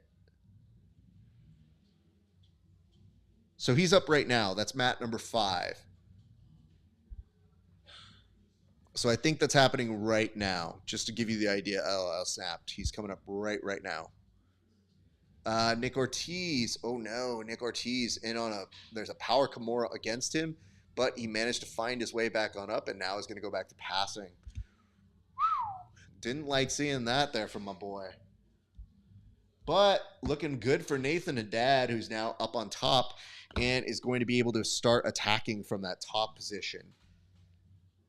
Okay, that's looking a little bit better for him. I want Nathan to get a win. Oh, there he is. Look at that ray of sunshine. That dude has too much white hair and a beard. Wow, what a perfect cartwheel pass on mat number 8.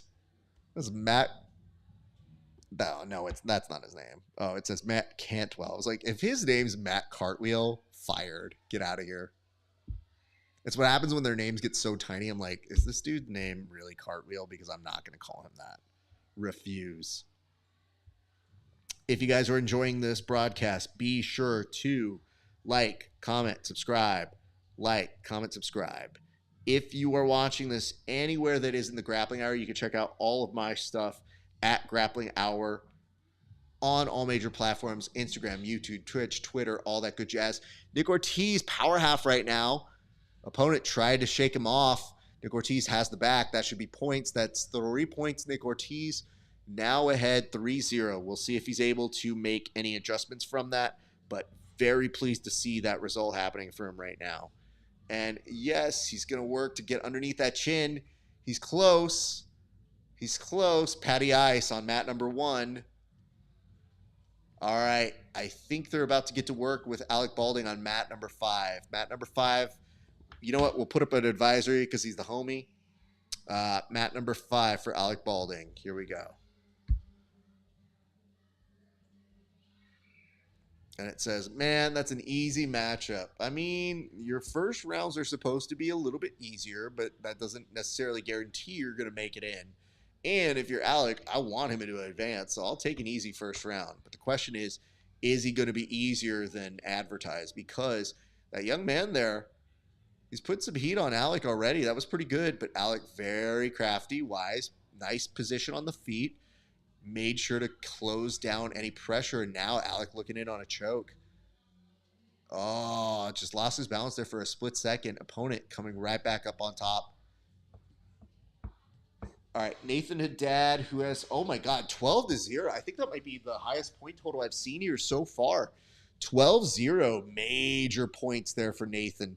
And I think he's going to be able to score it up even more, but I think he's looking for that rear naked choke. And he's still got about 16 seconds. That's really not going to matter because he's going to pick up the win. All right, Nick Ortiz and Calvin. What? Oh. Did he get the submission? Unclear. But Nick Ortiz continues on. All right, guys. Looks like we're about to see the first set of women going up. So this is how the day flies by right now. We are already at the women competing. And this is a huge benefit of there being 400 less competitors. Because if it was not 400 less competitors, we probably would not be at this position that we are right now until about 2 p.m. Honestly. Or they would have added more mats. And as it stands, 10 mats, too many. 8 is okay. I can stay with 8. It's already difficult as is. But I do want to point this out to you guys. Like, when you watch these shows, they really don't make it great to do the multi-viewer experience. Like, when you watch it on air on your app, it's not very friendly to that for whatever reason. So we are definitely doing our best to try and keep eyes on all the mats, but in the future. Would love to see some more improvements there from Flow Grappling because some of us are paying $155 a year, not a month, a year. Too much. But I'll say this.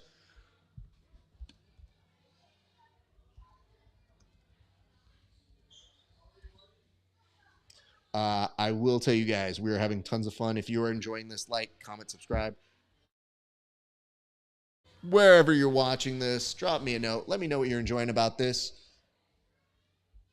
Well, here's what we're going to do. It looks like Instagram, where is that? Oh, it's telling me that we are reaching certain limitations on where we are broadcasting. So that might actually be an opportunity to take a break here in a second. And I think we will do that. But it shows that we're still on air there, so that's good. Maybe we just don't continue without the grappling hour for the moment. I think we'll likely take a break here in a second to give ourselves some recovery time because it just told us that it has stopped airing on one of our channels. So let me just double check and see what I see here. Bartender Eddie, I see you. Breakdown Academy, I see you guys. Thank you all for joining in. I mean, it looks like I'm on air still on both of these channels, so I don't know what the fuck it's talking about.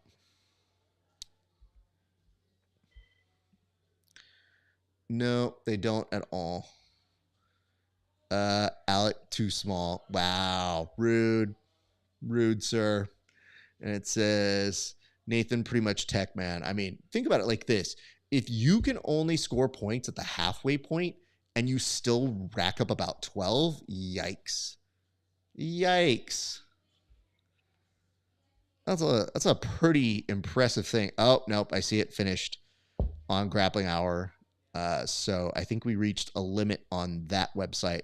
But YouTube, everywhere else except for that Instagram live is still going strong. So yeah, I think it looks like they're getting ready to take a break here in a second. So might be a good opportunity for us to kind of catch our breath, let things kind of shake down. But we're going to finish out this Alec Balding match. And then I think what we're going to do is we'll take a momentary break and then we'll return with the last matches here in a second. But everything's kind of on a pause. And it says, man, that little guy is giving Alec a run for his money. I mean, bro, that's why you can't call them easy matches. You're out here just being like, that was easy match. Too easy for him.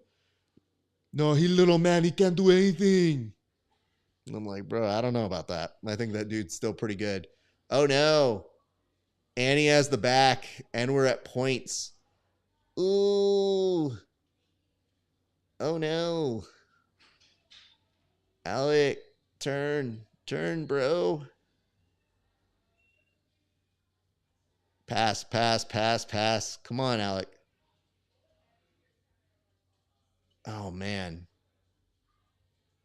It's weird because you would almost assume that's points, but it's not. So it looks like they're about to go into overtime. So that's what we're having here.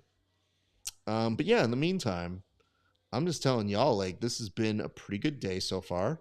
I felt like you guys have been fun to kind of joke around with and converse. And I hope you guys will come back when we come back from our break.